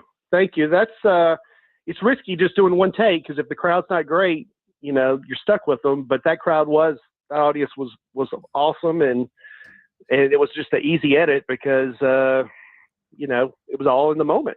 Yeah, watching it, one of the first jokes, not to give too much away, but the DMV I thought was probably top notch. It was so relatable because that's happened to me multiple times. But I remember my first, driver's license I got. It was a fantastic picture, and then you got to retake it. It's never a good thing.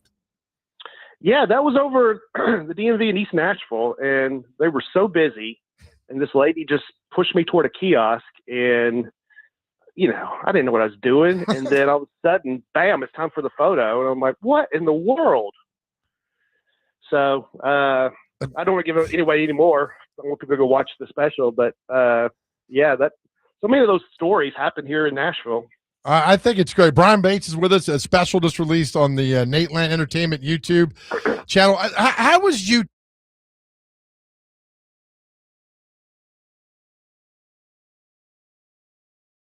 Because the YouTube now is like, you get it out there. This is a huge event, huge deal. How has it helped you guys kind of go forward with your career? Oh man, it's night and day different as far as what comics and past generations had to do, because in the past you to get your your special out to mass audience, you had to go through either one of the networks, or then HBO, then Comedy Central, and now streaming services like Netflix. And obviously Netflix is still killing it, but right now anybody can put a special on YouTube, and if it's good enough, an audience will find it. And there's plenty of comedians who've chosen just to do it on YouTube, and their career is blown up because of it. So YouTube is just an even playing field for all of us now. Yeah. Oh no, I totally agree. And listen, there's a lot of comedians on there, and there's a lot of it takes us to get on stage and do that is great, but to be funny though and engage the audience is really difficult. And you've done that in this special, and it's very palpable through the TV screen. Like I relate to this so well, and it's just done so well, and it's so funny, and it's clean, which is really hard to do, be a clean comic. But you embrace this. And I got to think, I was reading some of the comments on the YouTube, like people from around the country are weighing on this. So that's got to feel pretty good as well. Well, most of those comments are actually different burner accounts I have. So they're not from around the country, Joe. They're mostly from my bedroom, but it works. Yeah. Yeah. I know it is incredible how the comedy industry just in general is just, and well, not just comedy, any entertainment really, because of social media, and it's just so different now. When I started, you had to move to New York or LA right to have a chance to really make it in stand-up comedy. And now that's just not the case. I mean, that's one reason why so many actors are moving to Nashville, because they don't need to live in LA. They can audition, in their living room. And for stand-up comedy, it used to be you had to send a VHS tape to clubs and things like that. And now it's just so much easier, just to get your stuff out there. All right, before you go, tell us again about your first paid gig as a comic, Wild Horse Saloon. Was that right? Yeah. Tell us about that. Did I tell you that on a previous? Yeah, I'd love it though. Yeah, it's first paid gig. It was me. The booker reached out to me through MySpace, if I remember correctly. It's already funny right there. I know. It tells you how long ago it was. And she said, we got a company Christmas party at the Wild Horse Saloon and would love to hire you, to come perform. Now, I was brand new into stand-up comedy, and I was taking a stand-up comedy class, or I just got done taking a stand-up comedy class. So I was at least smart enough to know I don't have like an hour of material to go do the show. So I got 3 of my friends. So the 4 of us each went and did 15 minutes. And I think we got paid like $50 each or something like that. I remember when we quoted them the price, they looked at us, not happy, but like concerned. Like, what? Like, what have we got here? Oh, that's great. We would have been so much better off to have quoted them a higher price just to make them feel better. And then that was their first sign that they may have made a mistake. And then we get there, and it is an upstairs in a private room at the Wild Horse Saloon. And the band is downstairs on the main stage just thumping through the walls. And the whole time we're up there, we have to just, try to talk over this loud. I'll just say this. That was almost 20 years ago. If I were to have to do it now, I still couldn't do it. It was just such a bad setup that it would still be a failure. But you did it, though, man. I'm proud of you with all that. Yeah. Were you still working at Channel 5 at the time? Oh, yeah. I worked at Channel 5 for 8 years before, while I was doing stand-up before I quit my job. Holy cow. What? But you did it, though. There's something to be said there about not quitting and doing that. So well done. The special is Brian Bates. It's Worried. You can find it on the Nateland Entertainment YouTube channel. I've watched it. Big Joe approves of it because it's funny. And like Dr. Crane said, Brian, very relatable for all this, which is really good. What's your next 60 days like? Well, I'm going to be out promoting it a lot. I've already done, of course, you've been at every station in Nashville, so I just name dropped you everywhere. I've already done Channel 4. Tomorrow I'm going over to my old stomping ground, Channel 5. I'm doing News 2 next week. So I'm doing the local stations, and then I'm doing podcasts. I'm going to St. Louis to a podcast. I'm doing a lot of promotion over the next few weeks of the special. And then I got my own show. I'm doing Bob and Tom in Indianapolis. Yeah. So just trying to get the word out there and also do my shows. Well, just before you go, Brian, obviously you're going to be on the road a lot. And our question of the day it gels perfectly with this. What is the worst car to get stuck behind? I mean, for Joe, it was, what'd you say, Joe? Ford Focus. Ford Focus. I said a lifted Chevy truck that has a muffler the size of a drain pipe that just blows black smoke. What is it for you? Yeah, when you're in a hurry somewhere and you get stuck behind this car, you're screwed. What car is it? Let me think about that. Well, I don't know worst car necessarily, but I would say if I'm in Nashville, the worst red light is that one at Despain. There you go. The worst red light in the history of America. Nothing comes close. I saw your post, but you didn't explain why. Why is it the worst? Because it always catches. One red light on that stretch of Lebanon Road. It always catches me. It turns red once every 40 minutes, and it always catches me. And I know that somebody sees me coming and presses the button. I'm telling you, Brian, I get stuck at that light 75% of the time. It's awful. And behind a Ford Focus, it's even worse. All right, let me think of a car. Gosh, that's a tough one. Yeah, I would say I do not have a good answer for this. What do you drive? I drive a Honda Accord. Pretty close. It might be me. If I see someone drive a car like mine, I know how I drive. Right. I'm like, oh gosh, this is going to be bad. Oh, that's the best answer, man. Best answer. Brian, thank you, man. We're proud of you. Much success. When you're around and there's a show around town, let us know so we can help promote it. But this is really good stuff, man. Proud of you, buddy.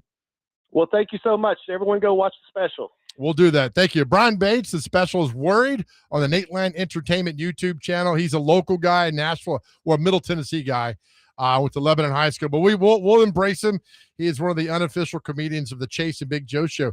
I wonder if he goes on Bob and Tom, Dr. Crane, and they said, where all you been? He's like, well, I started on the Chase and Big Joe show, And they're like, what? Ask me about what car do I hate to get stuck behind. At least you guys got good questions here for us to do that. All right, we'll come back. No, we love Brian. We're so happy for his success. It's really, really funny. He's such a good dude. All right, we'll come back with more of the Jason Big Joe Show, 102.5 The Game.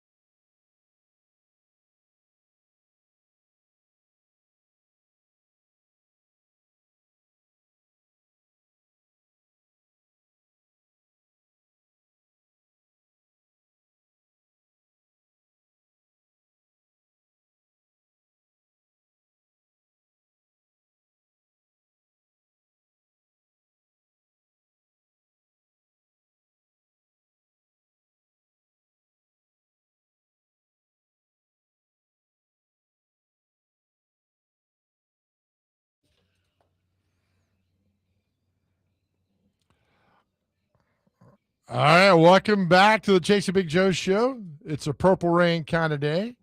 42 years ago, that movie was released. We all saw it. Good times. Many thanks to Brian Bates for joining us there on that last segment. Honda Accord added to the list. Jason McCabe off today. Dr. Crane in studio. Lee Crow behind the glass. Good times happening right there with everything going on. Our question of the day is, what is the worst car to be stuck behind when you are in a hurry somewhere? We got so many different answers.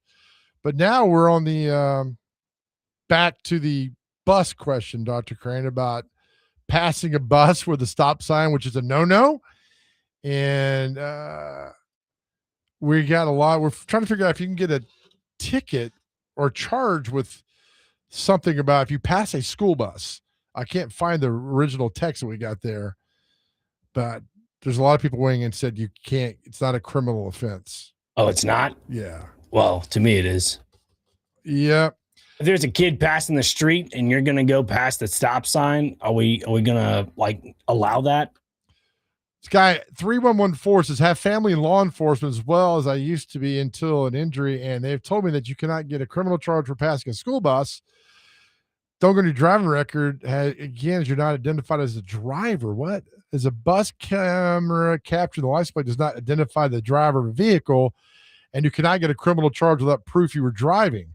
Well, so that you can get what they refer to as a civil style ticket to the registered owner, to where they pay the fine, but the ticket also does not go on your driving record. Okay. The that text was Keaton that texted in earlier because he was a lawyer, former lawyer, right? Something like that. Yeah. All right. There we go. Move on with all that. Big Hat and said, you guys are great with the text messages. I mean, it's just we needed something answered. You guys are great. 0960 sent in and said, nothing to do with what you guys are talking about, but huge shout out to the Springfield High School ladies golf team opening up the season with a W at the Battle of the Hermitage. Oh, that sounds good.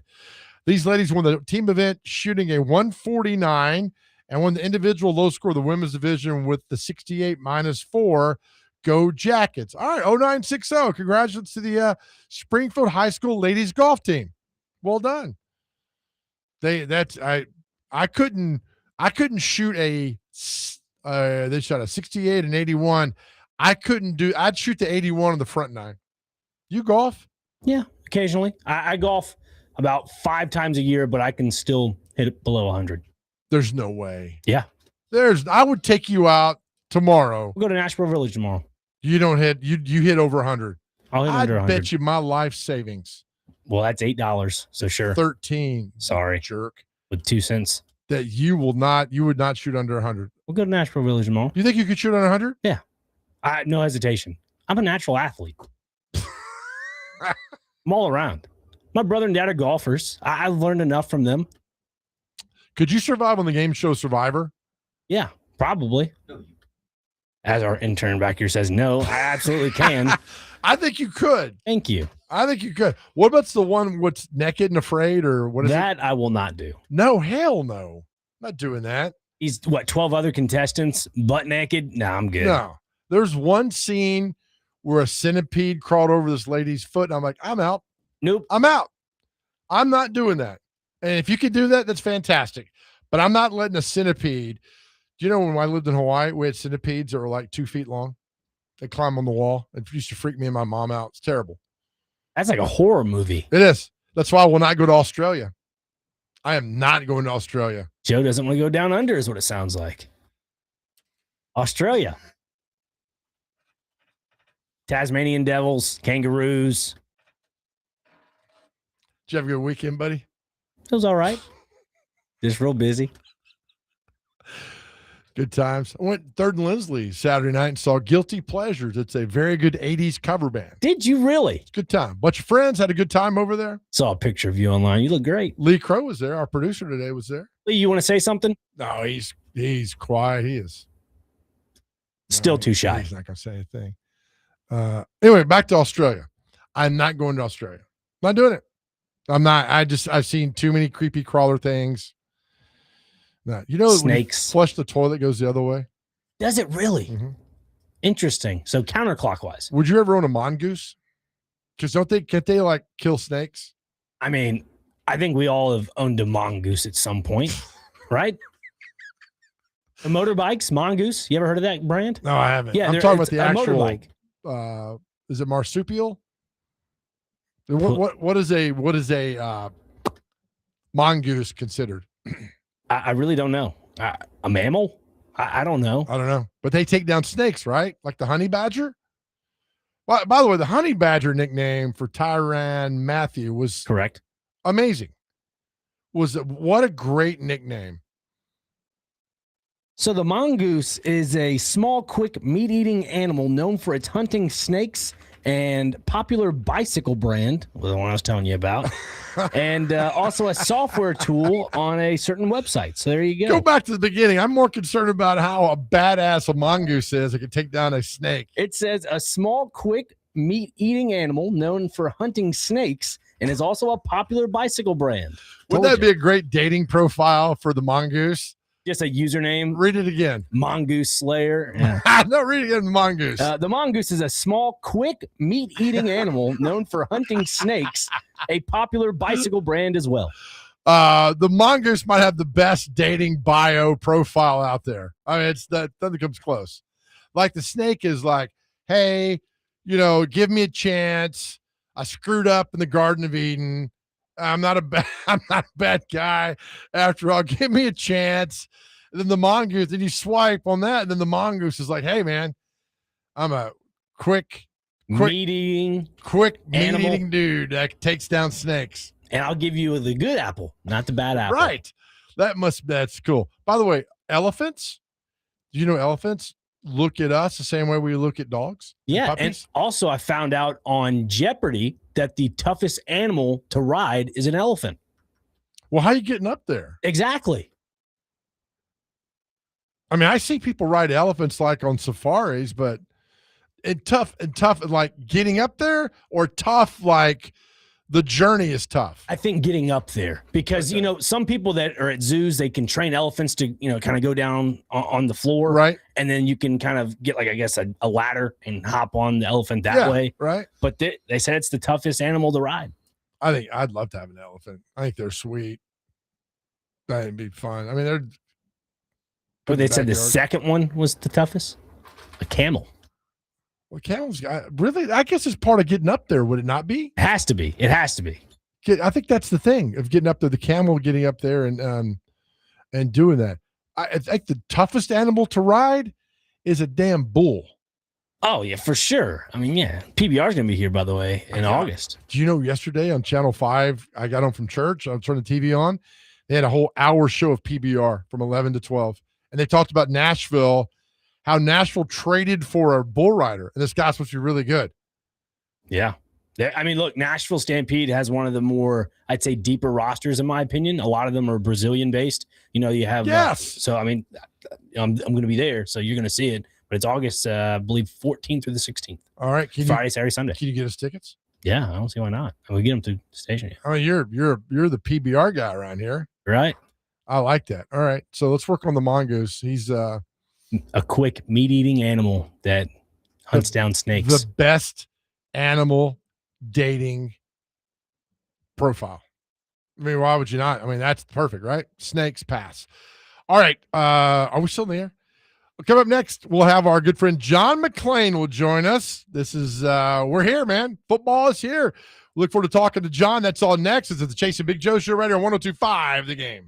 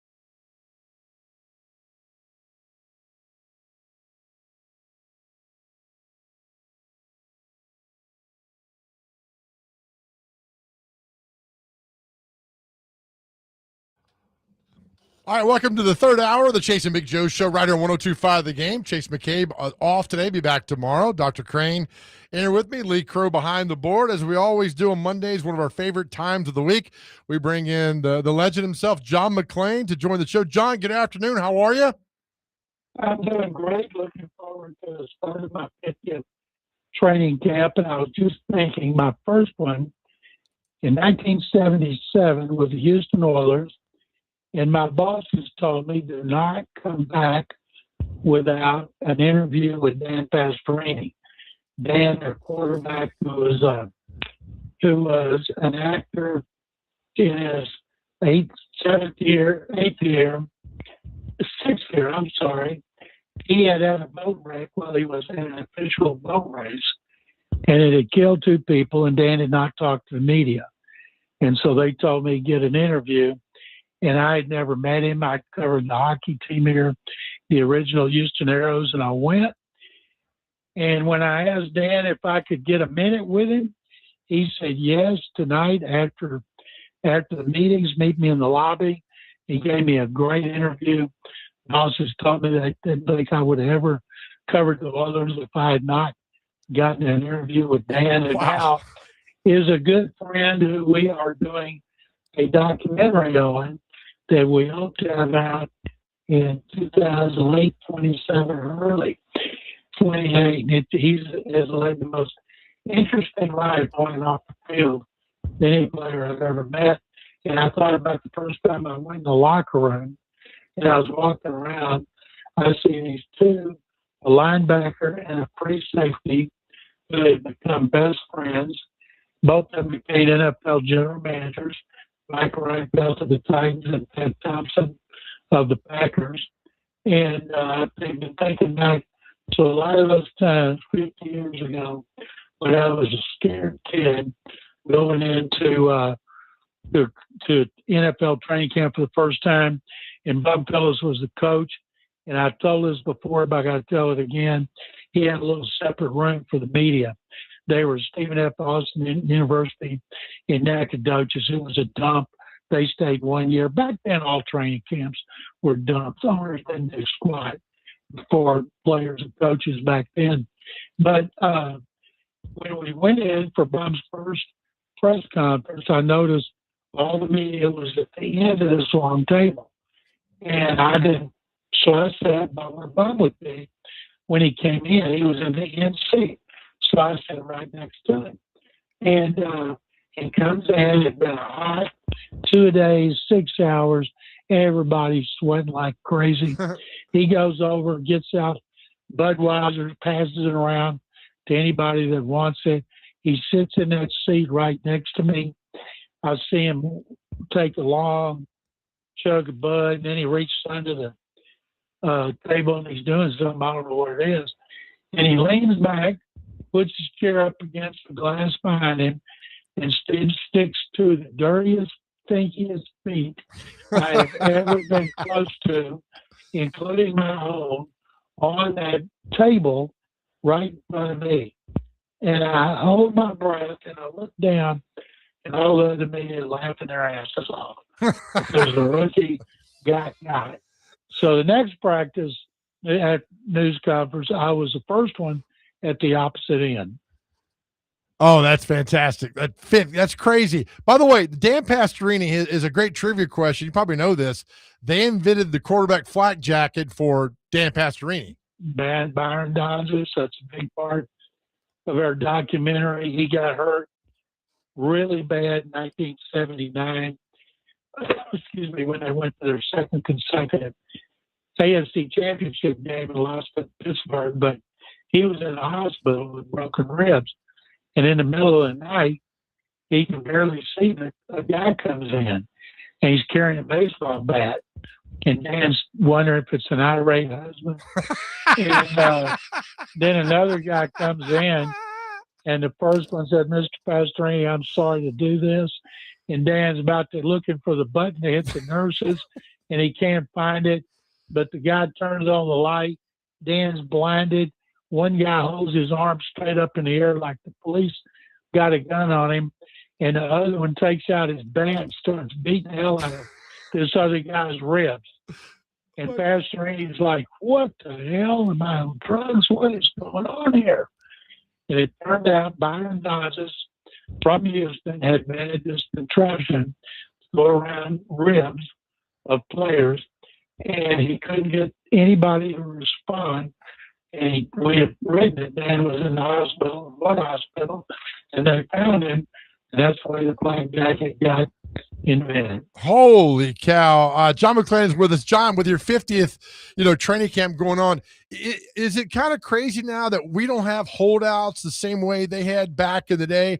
What was the most kind of craziest holdout you covered in your time covering the Oilers and the NFL? In 1986, the Oilers had Warren Moon going into his third season. When they had signed him as a free agent quarterback from Edmonton, they paid him more money than any player in NFL history. And Marino passed him soon after. But they had Jerry Glenn was their head coach. They ran the ball all the time, and they were terrible. So in '86, Lad Herzig, the general manager, who ultimately did a really good job, tried to trade their high first-round pick to a team that wanted a quarterback. And he had several interested, but none would give him what he insisted on. So he drafted Jim Everett from Illinois, who's a quarterback. He was, I think, the second highest rated. And everybody, oh my goodness, they've already given up on Warren Moon.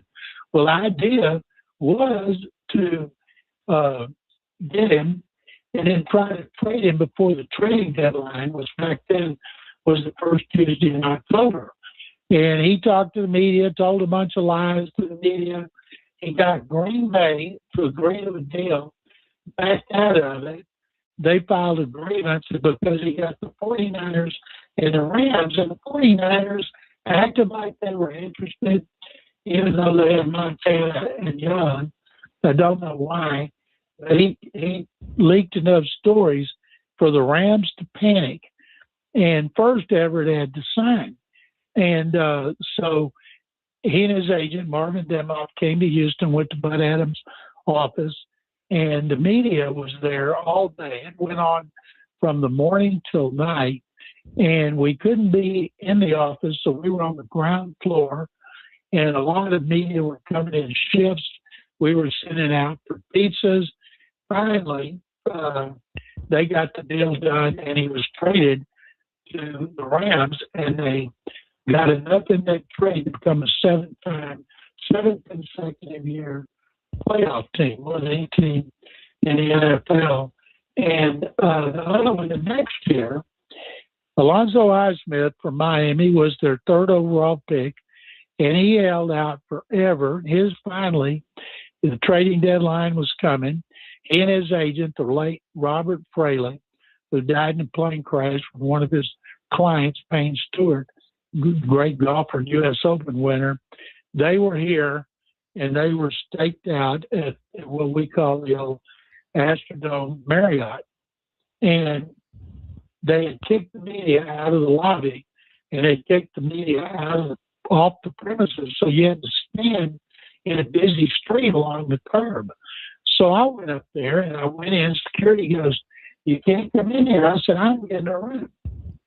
And he looks over, and I walked over, and I pulled out my Marriott card. I pulled out American Express, and I said, "I need a room, and I need one of those casitas in the back," because they were in one. And I said, specifically, I need one that's next to whatever their number was. Right. So they looked at me, and they said, "Okay, we'll give you a room." It was, I remember, $75 in 1987. And I thought, boy, I'm going to get Marriott points for nothing. So they gave it to me, went back there, and I told all of them, I'm having a party, and I'm inviting all those people out on the curb. Turned out to be a bad mistake, and I'll tell you why. So all the media came in, went to my room. We had no cell phones. They just come out. They were big and bulky. We didn't have them. So we had to stake out the hallways and the parking lot with different media and have hand signals to each other. And I remember Steve Underwood, and had contracts forever.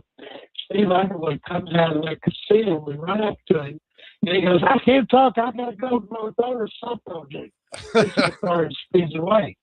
Finally, about 10 o'clock, they come out, they talk, they got a deal done.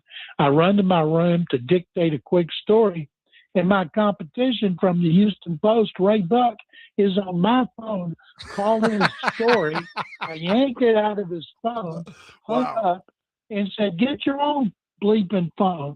So he had to go all the way to the front of the hotel for a payphone. And I dictated a story about Alonzo Highsmith ending his holdout. And I won some Deadline Award for a story. And that's Alonzo Highsmith. So both of those went to the trading deadline. By the way, another award I won on a dictating a story on Deadline training camp, San Angelo, would have been around 1985 or 6. And the media stayed on the 10th floor of the dorm at Angelo State. But most of them stayed in hotels. I stayed on that floor. So at night I could wander and get to meet people, might get some tips and stuff. Mike Rozier, their wild and crazy running back, came back to the dorm right before curfew, and they had all the rookies on one floor that was on number 9. So if anything wild went on there, I could hear.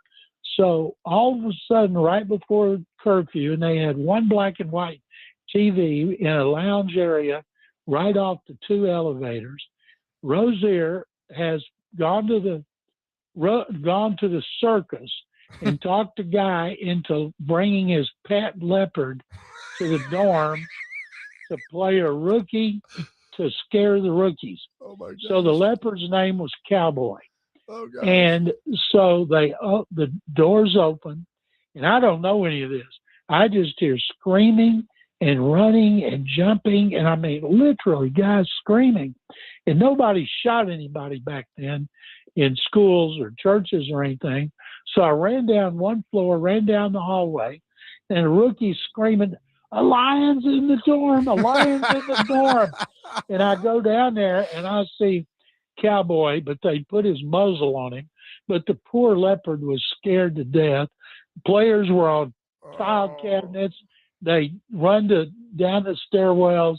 So I ran back to my room, dictated a story about how the Cowboy beat the Oilers, and I explained it, and I won an award. Oh, well done, John. All right, we'll have more John McClain when we come back as football is here. This is the Chasing Big Joe Show right here, 102.5 The Game.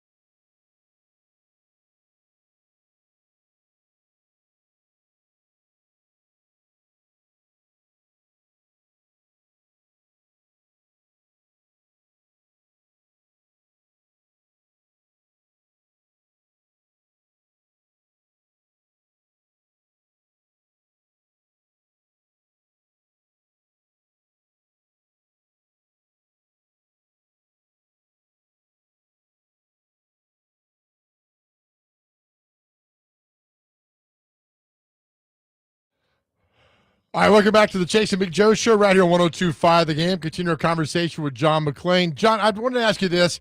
Robert Kraft came out this weekend talking about Christian Gonzalez, their great DB up there, and talked about negotiations with the player and his agent and all that. I mean, that wouldn't have happened. Bud Adams would have never done that. Or did Bud Adams do that? When I started covering him, and he had Lad Herzig, he had his general managers do that. Sometimes he would get involved, but usually he just signed off on them. But he did one time, their leading rusher, Larry Moriarty, when they were terrible in the mid-'80s, he was holding out. And they couldn't get it done, so Bud decided they would have the negotiation with Moriarty and his agent and the GM in Bud's office, and he would let Marvin Zindler, who was the number one rated consumer reporter, who had this bright white wig and always signed off, Marvin Zindler, Eyewitness News, after he'd go find slamming refrigerators and stuff at restaurants. So Bud let him have that one in his office, TV cameras in there from the ABC affiliate. And by doing that, they got the deal done. But Bud mainly, you didn't hear him talk about negotiations. Lad Herzig, the GM who did them all between the time he was elevated in 80 till the time he left in February of 89, he would go public and he would rip agents and he would trade players. He'd say, where would you like to be traded? I had an offensive tackle, Harvey Salem, who wanted a new contract. And Harvey was ripping Ladd and the Oilers to me a lot in the media. And I would write it. So it came trading deadline. He said, Harvey, where would you like to be traded? He said, I'd like to be traded back to the West Coast, Northern California. The Raiders would be great. Okay, I'll try to get it done. Harvey comes back a couple of days later for the trade deadline. He said, you've been traded. Did you get me with the Raiders? Rams? Nope, I got you with the Lions. The Lions are in Detroit. Yeah, and it's bleeping cold up there.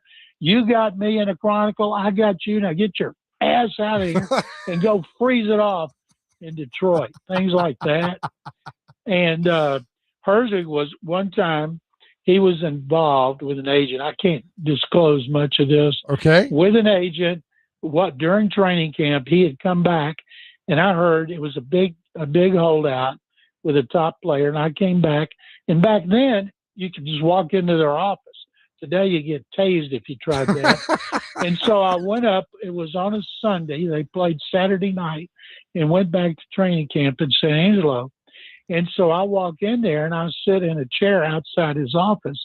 He comes out. Bud always had the air conditioning turned off on Friday afternoon.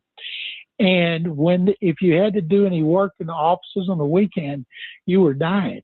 And they tried to tell him, Mr. Adams, if you keep it at like 80, it would be really comfortable. And he was worried that he wasn't going to see, it would cost him some money. Right. So I go in there, Ladd comes out, got a wet towel around his neck, and goes to the water fountain. He said, what are you doing there? I said, I heard you negotiating, might get a deal done. I'm trying to get a scoop. And he said, hang on. He goes back in his office. About 30 minutes later, he comes out, motions me to come in, introduces me to the agent who I'd just heard of with this client. He never became anything. And I sit next to him, and Herzig's across from us, and he said, you got your tape recorder on? I said, yes. I turned it on. He said, I'd just like to say, so-and-so is the worst agent I've ever negotiated with. He is totally incompetent. How he ever got hired by so-and-so is beyond me. He is just pathetic.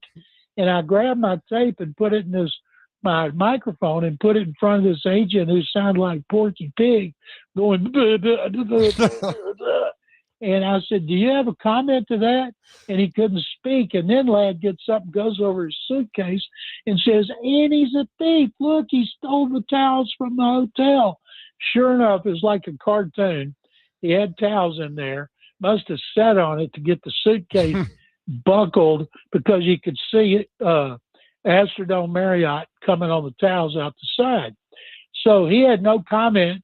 And so Ladd said, go back out there. I'll call you in a minute. 10 minutes later, he calls me back in, says, you have your tape on? I said, I do.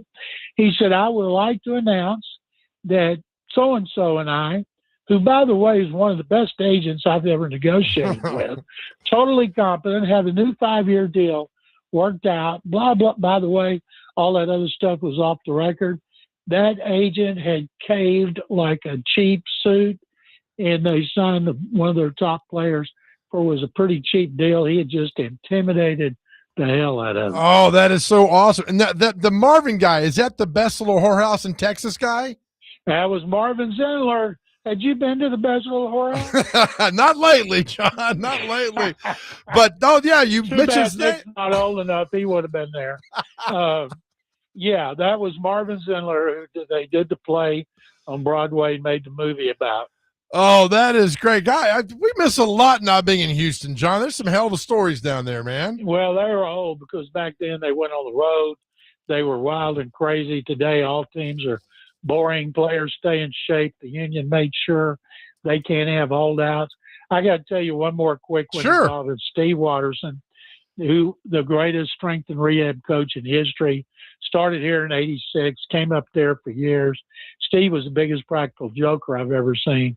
So one time, Steve had to be serious because the president of the university where they were having camp at Texas State, which was Southwest Texas, wanted to come see what they do after hours. So they let her come to like some meetings, and she wanted to see bed chat. So Steve had to make sure that when he opened the door, he was with a player that was going to be in bed. If he was not asleep yet, he was reading. Wasn't going to be somebody that had a woman in there, which was against the rules. And Steve, they had so many women. Steve learned how to sniff different perfume after he looked under the bed and in the shower. So this time he got a guard, Doug Dawson. And Doug was a prankster, but Doug, who was a businessman, and like to tell people, me, Munchak, Matthews have combined for 28 Pro Bowls because his was 0. And Doug's a businessman here, very prominent. So Steve is taking the president, some other executives, a couple other Oiler people, like the GM, and he sticks the key in Doug's door, and he opens it to surprise Doug. Well, Doug somehow had found out Steve was going to come to his room, but didn't know why. So Doug was envisioned this, buck naked, bent over, grabbing his ankles, looking back up between his legs, with his butt spread. And the president walks up, sees that. Doug screams. Steve jumps 10 feet. They close the door, and the general manager's like, "I'm so sorry, and that'll never happen again." If Doug hadn't been a starter, they would have cut him. Oh, have you written a book about all that? You should do this. These are great. I like to talk and tell the stories. Like one player used to hit the fire alarm every night, and then another one beat on his knee with the Bible till it was swelled, so he didn't have to participate in double days. Then he would stop. He would stop when his swelling up his knee when they went to single day practices, or one guy wouldn't leave when he was cut, and they had to get the police to remove him. They were all kind of great things. Who was do you remember the player that wouldn't leave? I can't remember his name. He wasn't very good. And then there was a player after camp got cut and accused the new defensive coordinator of having an affair with one of their new players. And I told me that on the record in the parking lot while he was sobbing on the back of his Bronco. And I had to go get this new coordinator to come out in the hallway so I could ask him. He wouldn't. He kept just, "Come on in. We don't have any secrets here." So finally I go in the coach's locker. They're wondering what's the big deal. So I tell him, you just cut so-and-so. And he said, "Yeah, it was hard to do." I said, "Well," he gave me some quotes, and he go, "Oh, okay. Well, I hope they were okay." "Not exactly." He said, "You're having an affair with so-and-so, and that's why you cut him."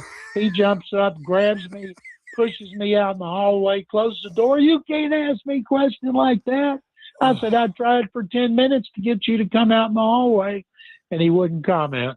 Oh, And my then gosh. And then the Chronicle wouldn't run the story. I gotta, what were you thinking when you hear like a guy won't leave and they had to call the cops? Has that happened before, or that was that the only I've never heard time? of that before. He just said he wasn't leaving. He didn't deserve to be cut. So they had, I think we were in, I can't remember if it's San Angelo, Nacogdoches, or what, but the police had to remove him. They had another time, Munchak Matthews used to cut rookies' hairs. They'd shave their head. They'd shave arrowheads. They put all kind of things. And they had a guy from California, had great hair, good-looking guy. Women loved him. His hair was magnificent. He quit the NFL and left to go into private business rather than let Munchak and Matthews butcher his hair. Don't ever know. Can't remember his name.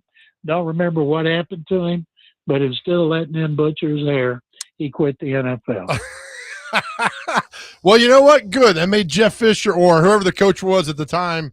I'm sure Glanville or whoever. Jeff didn't like that stuff. Jeff didn't like harassment of rookies and everything.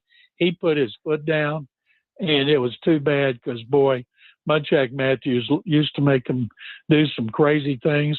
One guy, coach who played 17 years, Bob, the late, great Bob Young, told me these things are nothing. When I was playing for the Broncos and we had to go up in the mountains for camp, they would make us go to the practice field, the rookies, line up naked on the goal line, and we had to crawl on all fours to the other goal line.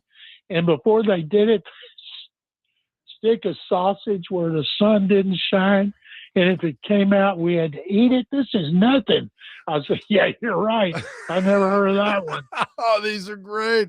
Oh, man. All right, John, we appreciate you. We'll pick it up next week because everything will be full and camp going and everything, man. We appreciate you every time, John. Thank you. Hey, great talking to you, Nick. Likewise. See you, John. Thank See you. ya. Oh, the great John. These are great. I mean, you don't get this anywhere else, man. Come on. You don't. 50 years of training camp story. I'm going to look up during the break the player who got cut that wouldn't leave. Could you imagine that? I'm not leaving. You're going to go in and pull some. You got to call the police to come in to pull a football player out of the lot. Man, that is crazy. It is pretty wild. A lot of those stories, very wild. Yeah. Yeah, some of these. All right, we'll take a break. We'll come back with more. This is the Chasing Big Joe show right here, 102.5 The Game.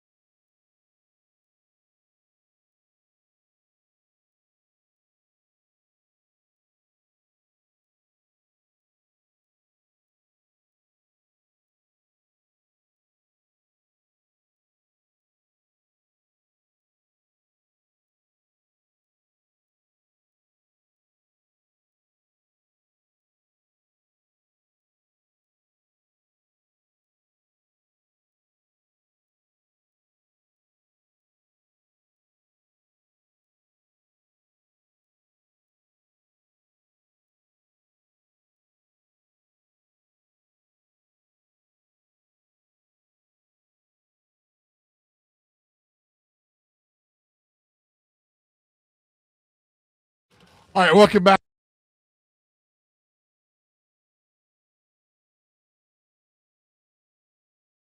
For that last segment. Wonderful. I mean, left me speechless. Left a lot of us speechless.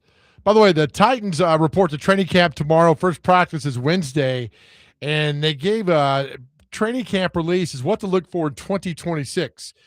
As what the first things is what to look for. The Titans franchise, 499 all-time wins.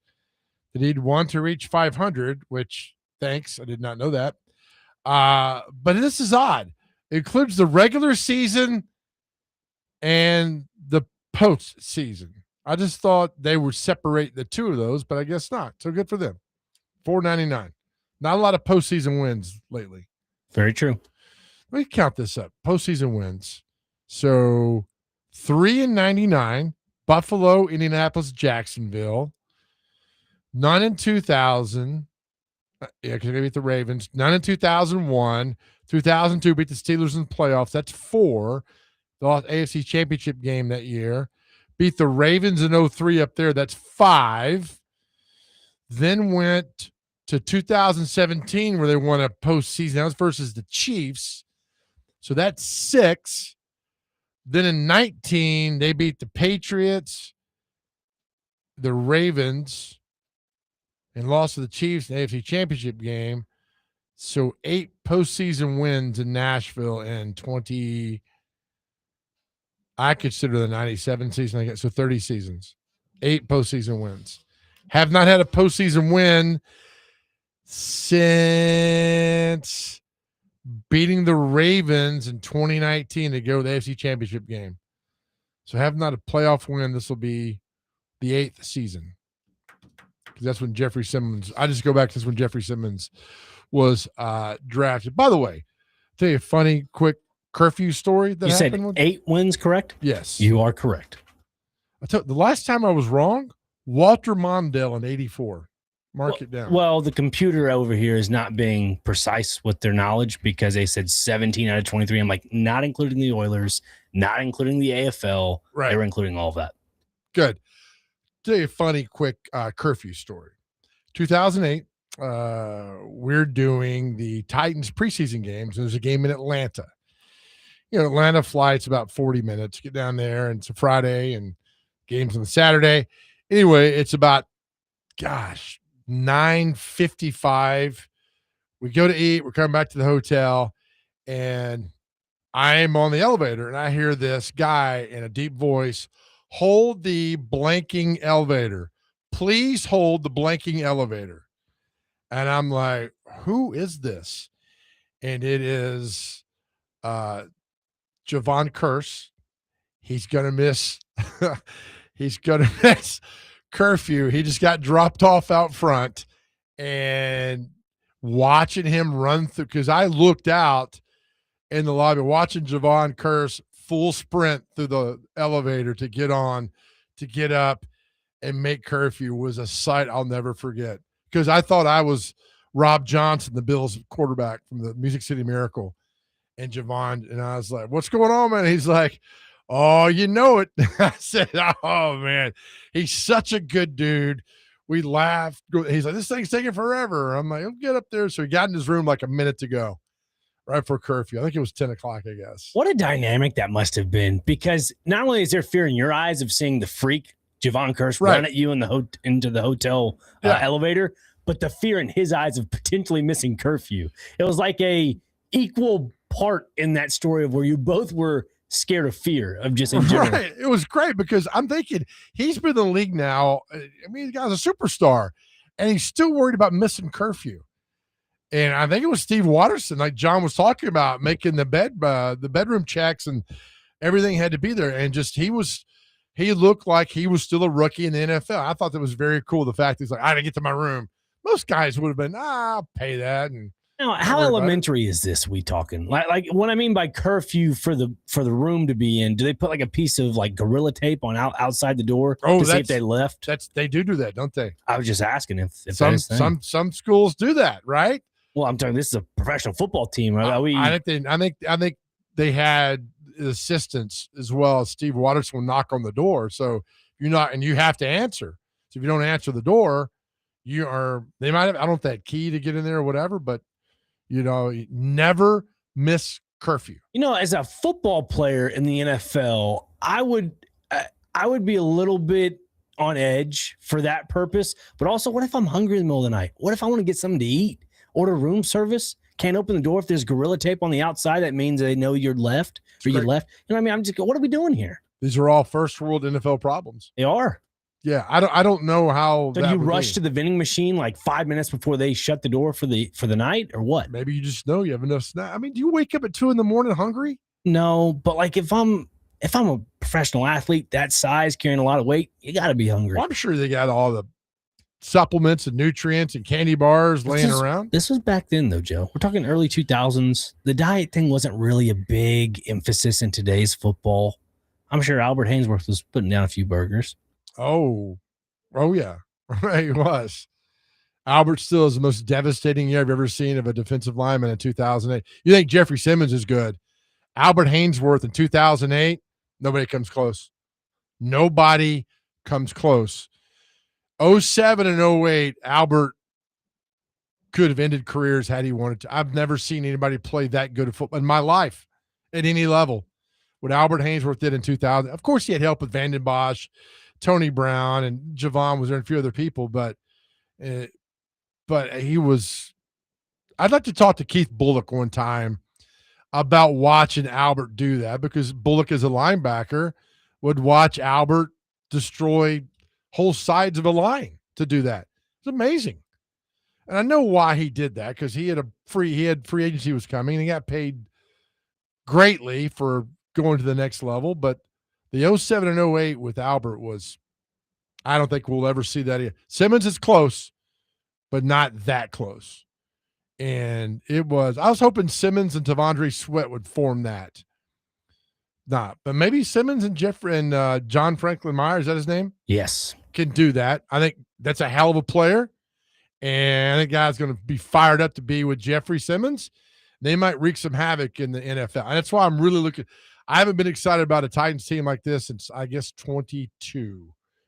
After the 21 season, they came back. I mean, so much, because AJ got traded, so maybe not so much. I mean, just in general, a defensive line, I don't think we've been this excited for in a long time. I mean, you mentioned Albert Haynesworth, somebody would come across him in 2008 for sure, but I think this upcoming season for 2026, not to get my hopes up too high, but the fact that you have John Franklin Myers, Jermaine Johnson, even in this case, Jeffrey Simmons, where they've even talked about taking back some of his snap counts just to, I guess, keep him healthy for the most part, or just keep him fresh.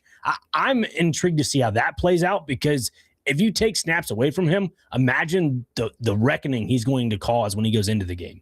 Well, what Tim Hasselbeck said, it is a marathon, not a sprint. Right. If you want Jeffrey Simmons to be Jeffrey Simmons in week 14, I mean, you hold some, I mean, you can do that, right? You can do it. I would love to see a fantasy dream Titans defensive line of Curse, Vanden Bosch, Haynesworth, Jarrell Casey, and Jeffrey Simmons. Those five. And I love Jarrell Casey because he's no bigger than some dude you see walking in Publix, 6 foot, 275. So quick, so fast. Leverage, which nobody talks about anymore, but low man always wins. And Jarrell Casey would get his butt on the ground and you could not block him. It was a force you couldn't move. Amazing. Jarrell Casey, in my opinion, and I know I hate talking about this, Ring of Honor one day. Guy was so good. So good. I agree. I thought it was a disservice a little bit when he was traded for a 7th round pick. And I was just thinking, man. The Broncos, Broncos, right? correct. Yeah. I thought he'd be worth just a little bit more. Yep. But you're right. Overall, and also the big storyline around Casey as well, when I think it was either him or someone reported a story about him not eating meat. He was all vegan. And it just was like, oh, how's he going to gain muscle mass? I'm like, look at the guy. He's a professional athlete. Yeah. I think he's okay. He was good. That was a strong 5 right there. All right, we'll take another break, wrap up the show. Celebrity birthdays and what day is it? Next, right here, 102.5 The Game.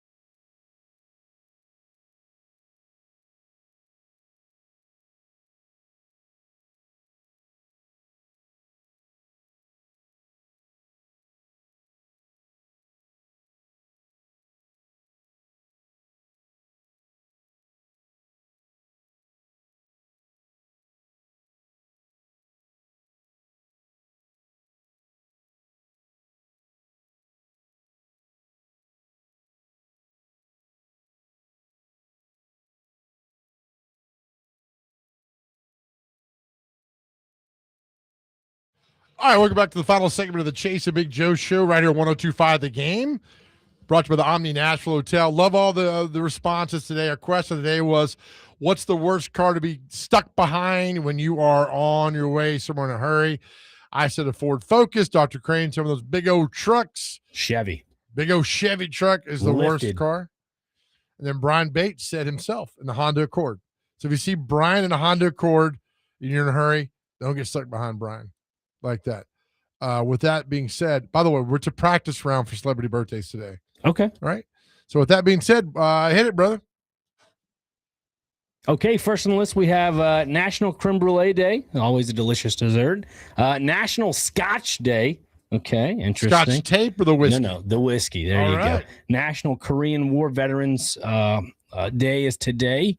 National Norfolk Day is today.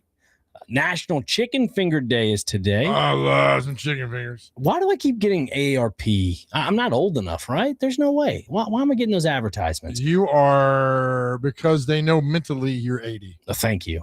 Cross Atlantic Communication Day is today. Now, isn't that where they lay like a cable across the ocean? Yeah. Fascinating. I mean, is that from like New York to whatever? Yeah, New York to what? London? London, I think. Yeah. It just reminds me of the phone cups growing up as a kid. Who lays the cable like that? I mean, how do you that? Anyway, I think I'm fascinated by us. Larry, I think is his name. Larry does. Larry the cable guy. Get it? All right. Whatever. Please don't do that. Oh boy. Gary Gygax Day, is that right? Why are you asking me? What's the day about? It's the dice. It looks like the dice. I don't know. It just has a picture of the like 5-sided, 6-sided dice. I don't know. Is it Gary Dice? No, it's not. It's GYGAX. How would you pronounce that? Say it again. GYGAX. Gygax? Exactly. That's what I was saying. Okay. All right. I'll give it. That's How would you fine. pronounce that, D-Mace? I don't have my glasses. Oh, okay. Yeah. It happens. All right. National oh boy. Take your pants for a walk day. Take your house plants for a walk day. Walk on stilts day is today, and that's all we got. All right. We'll look up Gary Gygax. Gygax? All right. We have a very truncated celebrity birthdays today. Okay. Practice round for Dr. Crane. Let's do it. All right. Our first birthday is ice skater Peggy Fleming. How old, Dr. Crane, is Peggy Fleming? We have an alternate, the one and only. Okay. Oh, heck yeah. He's never played Gonna before. play? Yes, absolutely. All right, Derek Mason, go. How old's Peggy Fleming? Peggy Fleming. Oh, boy. 57. 62. 78. Neither one of us.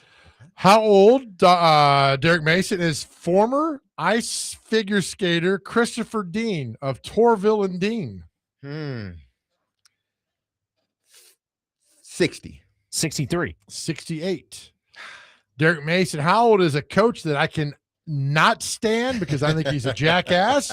Ed Orgeron's birthday. Oh, wow. Ed is 62. 59. 65. Derek Mason, how old is Alex Rodriguez today? A-Rod, 59. 57. 51. You guys are terrible. Gosh. Derek Mason, how old is golfer Jordan Spieth?